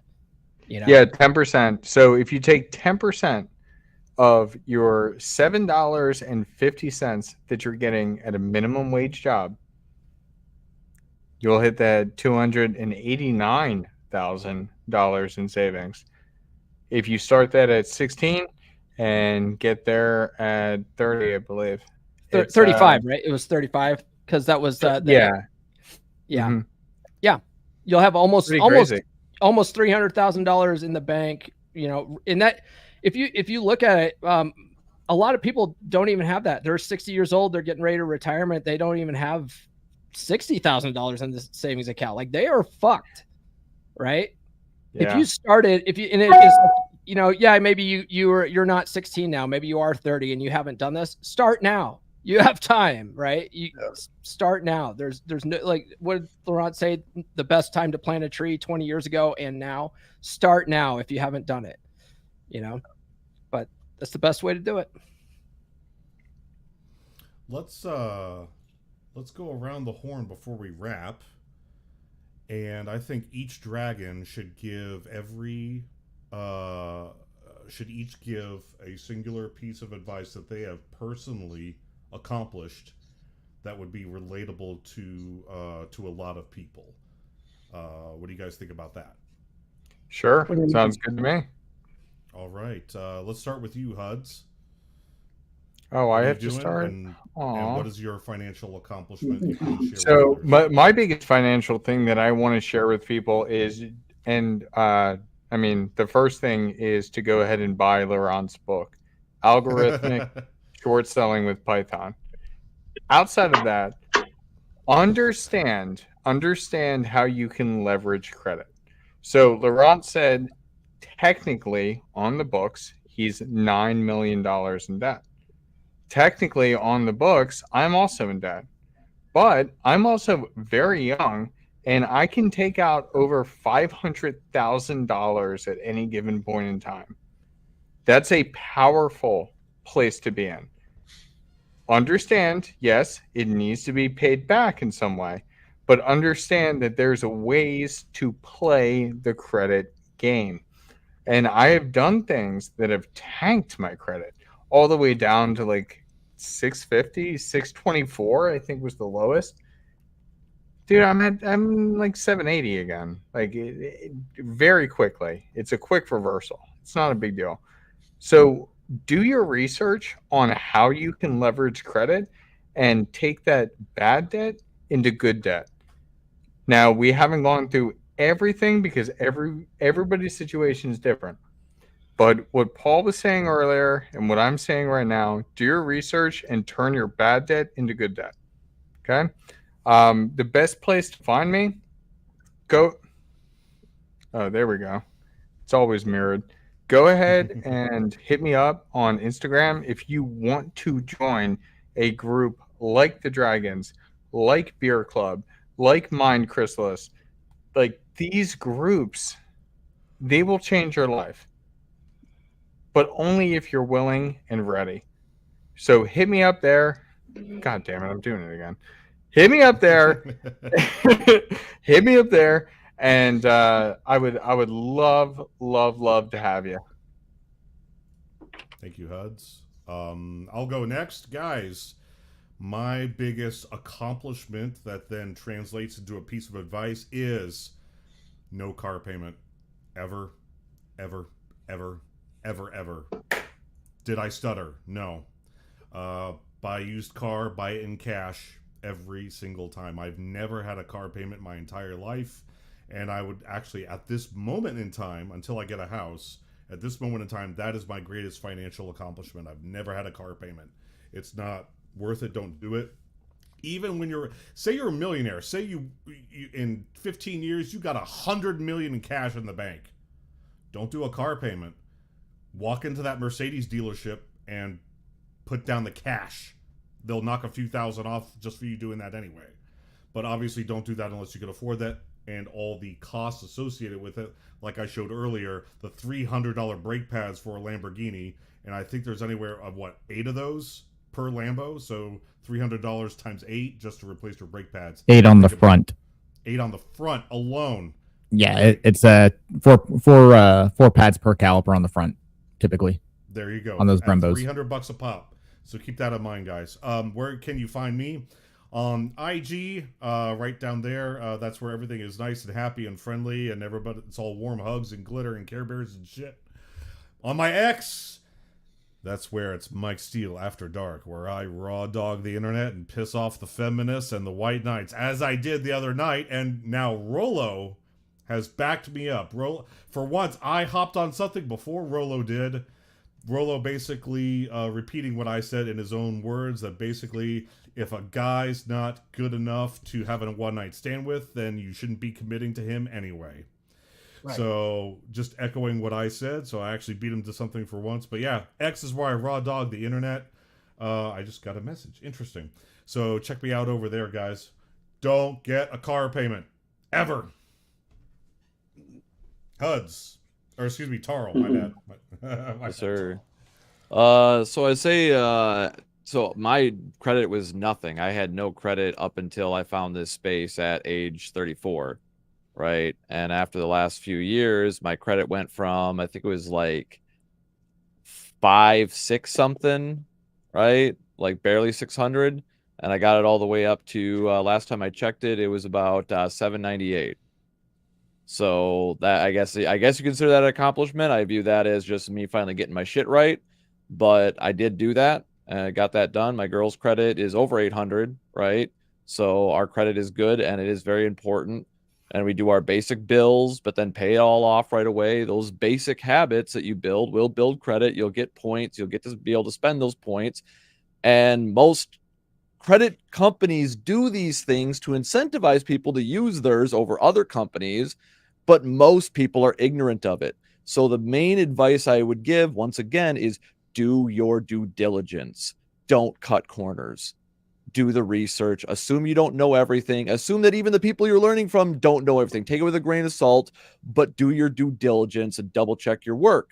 And you will get better results if you are disciplined. Myron says it all the time. It's one of the things that stuck out in my mind. Adherence is the number one determiner of success or failure. Where to find me? YouTube channel. Paul. Well, I'll give you this piece of advice. I learned this from Ryan Stone, the world's greatest red pill couch. He has perfect teeth. He has perfect hair. Fuck that guy. What does he know about being bald? He don't know shit about being bald. When you want to know like where to get advice for anything in life, you got to sort of look at the person giving advice and go, is that guy living the kind of life I want to live? Right. And so I'll say this, right? I lay out all this kind of financial stuff in my book. I live in a bracket where I am too rich to be able to invest in a Roth IRA anymore. Did you know that you can make too much money to invest in a Roth IRA? You would not know that because I wear a t-shirt and jeans and I drive a car that's paid off. I bought it in cash. I bought it $60,000 in cash, went and bought it. And you can do that if you're good with your money. Now, I'm not a I'm a big Dave Ramsey guy, but I'm not an anti-FICO score guy. I've got a FICO score of 836.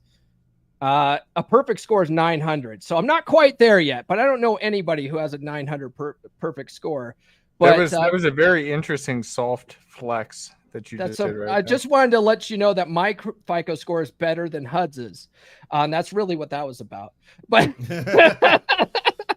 anyway, get my book. My book will lay all this out for you. I have a chapter called How Anybody Can Get Rich, and it's all about being good with your money, right? So check that out. It's available on Amazon and Audible. Thor did the narration for it on Audible. If you have an Audible subscription, use your next credit on it. It's called Everything I Wish I Knew When I Was 18. Other than that, tune into the podcast Monday. I'm going to be talking about the concept of the razor's edge. I don't know if you guys have heard this concept before, but the concept of the razor's edge is that the difference between winning and losing is often a micro difference. And so I'm going to talk about how you could apply the razor's edge concept in your dating and relationship lives to be that much better than your competition. So tune into that on Monday, 10 a.m. Eastern time. I'm gonna ask you about that. Is that similar to like the butterfly effect, where you do like one thing slightly differently and it leads to drastically different results? No, it's really in the idea of competition. And so like there was a book about it called The Razor's Edge, and I read about it in You Were Born Rich by Bob Proctor, but he's talking about it how like this one horse race in the 1920s or something like that won by like a fraction of a second, and it would win by a fraction of a second. And it was just because they would do just like one thing slightly different in his training regiment that made him that much more faster, and then when they would win the race, they would win millions of dollars, right? And then like the second place winner would only get like a couple thousand. So it's like that slight difference made them way more money. There's all sorts of examples of that, right? In business, just having great customer service will separate you from your competition. And most people like good customer service is a lost art. You know, that's a razor's edge difference, you know, so. Yeah, that's a really good point. A lot of people neglect that the essence of competition is you don't have to be doing a million things better or way better. You don't have to be Usain Bolt fast. You just got to be faster than the other guy. Yeah. Yep. All right, AJ. Best thing I'd talk about with this is I wish I learned it a lot sooner. 2 books I'd highly recommend everyone read is this one from our friend Paul. Another one, Bachelor Pad Economics by Aaron Clary. That book alone, I read it this year for the first time, has changed my mind on a lot of things. Yes, that book right there. It's a tome. It is full of good stuff. It's like Paul's book is the abridged version of that book, in my opinion. Don't be afraid when you're young also to experiment and mess up. You have time. Like I've messed up plenty of times. I've had my credit as low as a 540. I'm just a little over 700 right now. I'm not afraid to downsize. And another piece of advice when it comes to financial, when it comes to buying a house, buy a house for you. Do not buy a house for your wife or your girlfriend or etc. That's why I'm stuck in a 1,900 square foot house right now, and I'm getting ready to sell. Where to find me? I have actually taken down my Facebook. I'm off IG right now. pretty much the only place you can find me is on X. I'll post my X and Twitter in the chat here, and that's all I got, man. All right, Kevin. Thank you very much for joining us today. Yeah, definitely. Thanks for having me. I love being part of a panel like this, and I hope people watching get a little bit kind of all over the place for financial accomplishments. I already mentioned it before. About 3 years ago, I paid my house off completely debt free. My next milestone to meet is to be a net worth millionaire, and I'm only a couple 100,000 away from doing that. But the tip that I would give is don't overload yourself with knowledge. Learn the basics, learn the power of a budget and sticking to it, and reach out to other people, like several people have said, that are in the shoes that you want to be. Never take financial advice from a broke person. So if you want to reach me, you can find me at menumnow.us. I don't have my Instagram up, but it's pretty simple, at klewis_NC. Reach out. I would gladly, complimentary, go over a budget with you and learn your short-term financial goals and put you on a path to being where you want to be. Starting is the hardest part. And when you have nothing, you don't think you can gain anything. However, you'll see it doesn't take long. You just got to switch your mindset. And the last thing I'll say on that is don't listen to the haters.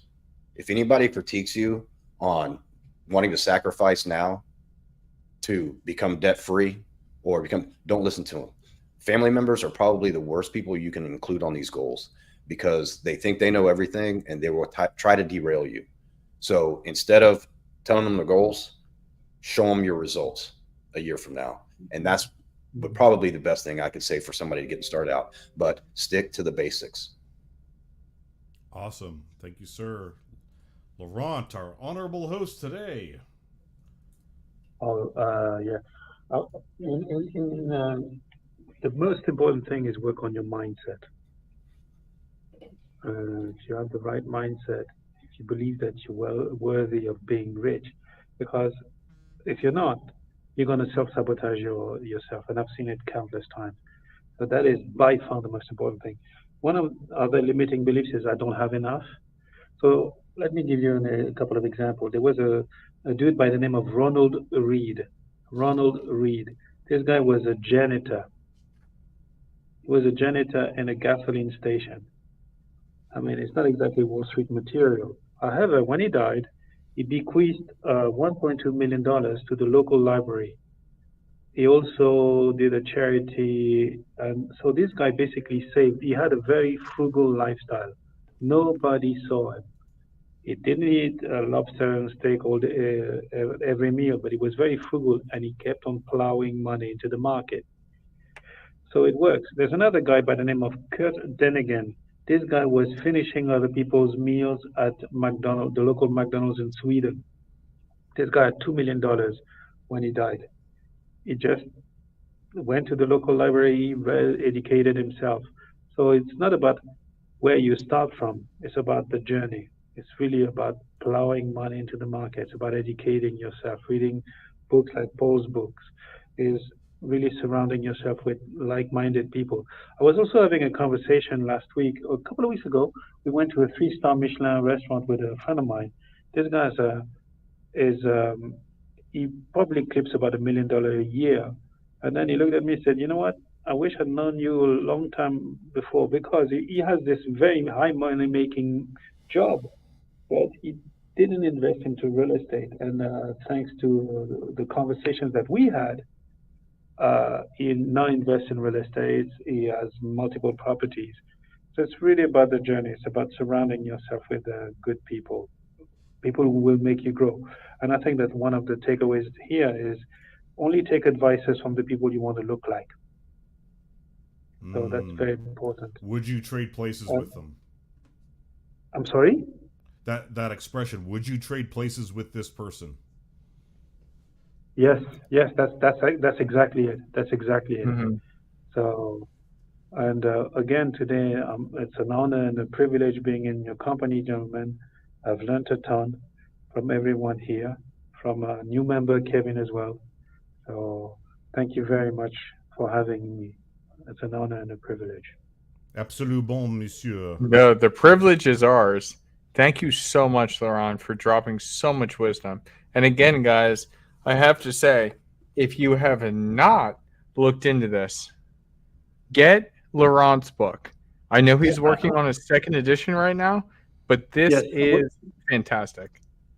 The second edition will be really good because the second edition will have at that time I was not a good programmer, but now I can program decently. So you'll have like asset allocation of ETFs, you'll learn a ton of stuff. And you know what's important about the market? Most people look at most retailers they look at the market, they look at entry. When should I get in the market? You know, let me give you a very simple analogy. Getting married is easy. You can go to Vegas, have a beer with Mike, and get married, have a shotgun marriage. It's super easy. So, however, the getting out of a marriage is really tough. Divorces are messy. So, getting in the market is as easy as it gets. Is the getting out is the most. So, always think about how you're going to get out of the market and how much money you should have in there. So, people, it's very simple. Like every brainwashed feminist says, correlation is not causation. Well, when 95% of the people lose money on the market year after year, 95% of the people focus solely on entry, it tells you something. They're focusing on the wrong shit. So focus on exit, focus on position sizing. And also the most important financial decision of your lifetime. Warren Buffett says it himself. The most important financial decision you will ever make in your lifetime is who you choose to marry. Yep, that's right. No other financial decision comes remotely close to that. And the best financial decision you can ever make is not to get married.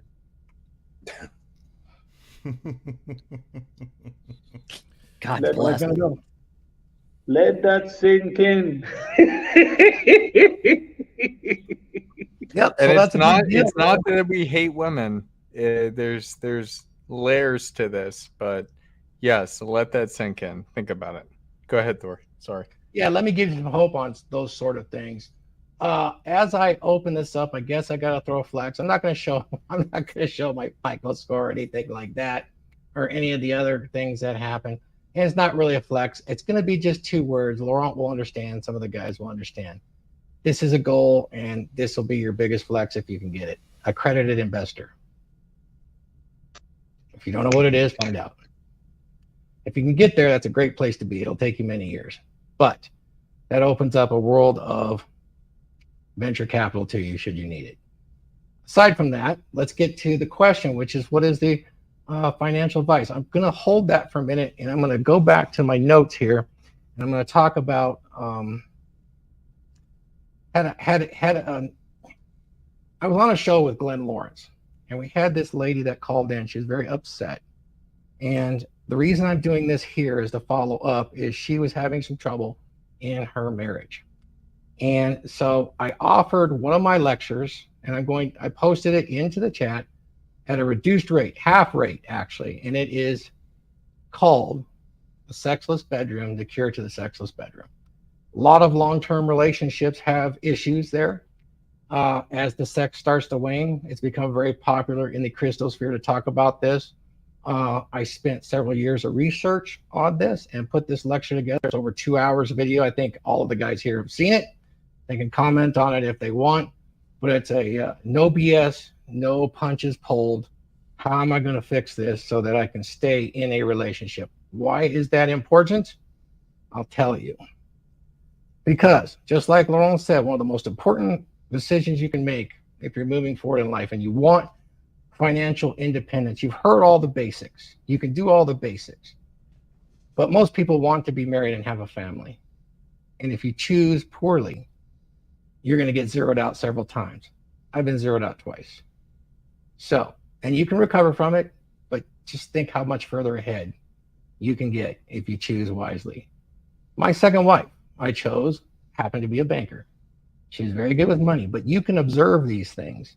When the value that she brings to you is so much, and you watch her financial life and her past, and you can see that she's been frugal, she's not to keep up with the Joneses, she's not asking you for all these lip injections, all this beauty products, she's not expecting one damn thing from you except your commitment and love for her, you got something important there that you'd want to capitalize on, especially if she has some sort of financial literacy, which most women do not.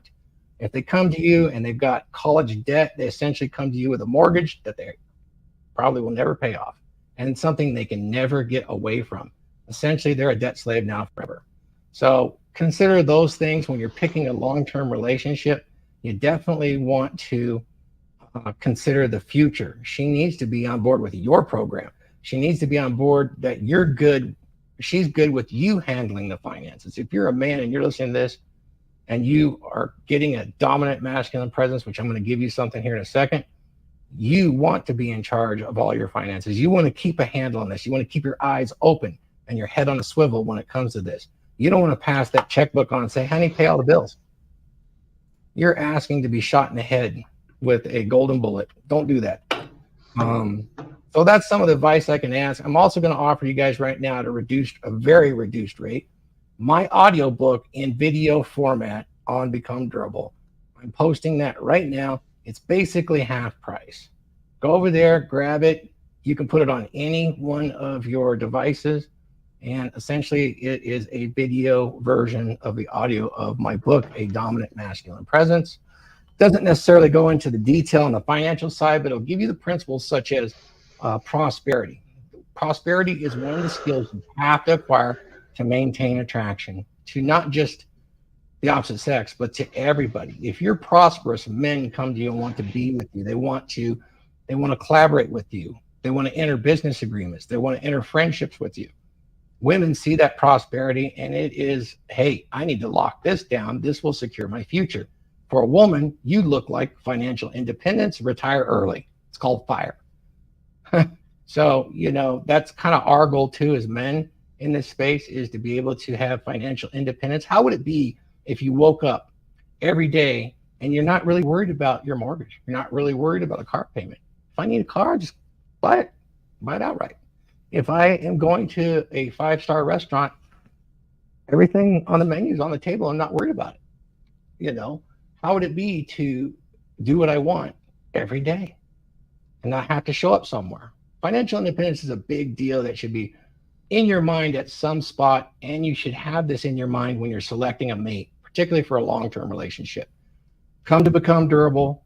Look at what I'm offering you there at a reduced rate for principles of a long-term relationship. I talk about that specifically. And for those of you interested in seeing the updated lecture, go and sign up for the Men's Empowerment Network. Just search it online. I'll be delivering a brand new lecture next Tuesday on this very topic. It's probably going to go, 2 to 4 hours with some revised information that you can use. So once again, that'd be the Men's Empowerment Network.com, MEN.com. That's being run through Modern Life Dating, a good friend of mine who Myron Gaines and myself has worked with, and many others. So if you're very interested in it, I'd go sign up. I think today you can still sign up. Today will be the last day, I think. I could be wrong, but sign up. You're not just going to get my lecture. You're going to get another 8 guys that you'd be very familiar with in this space, giving you information that you can't get anywhere else. So with that, that's kind of my long-winded advice. And then pick up a soft copy or go over there and get the video version of the audiobook for half price, guys. Thank you. Am I heading us out, or Mike?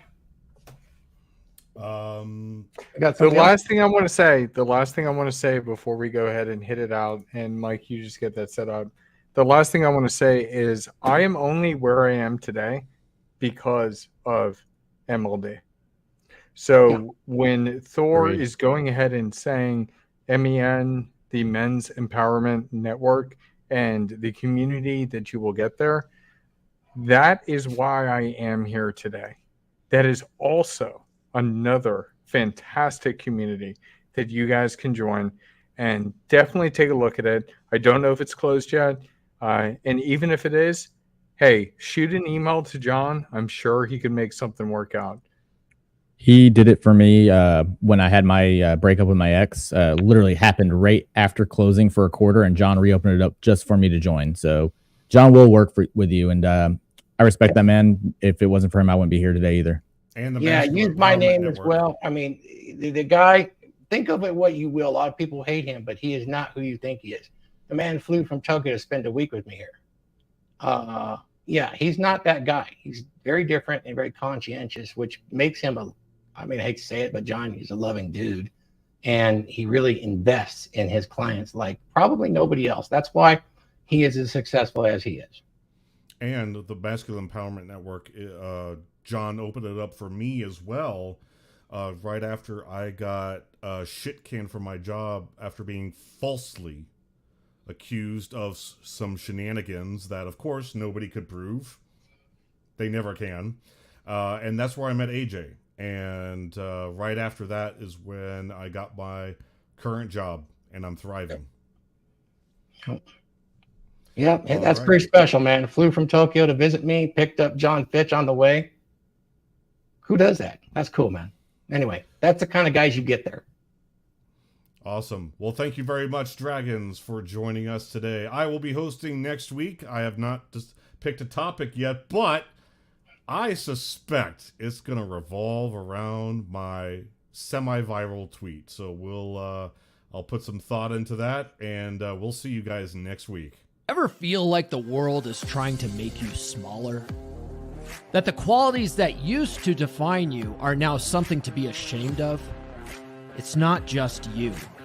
For decades, society has been pushing men to fit into a mold that doesn't match who they are. But there's a way out.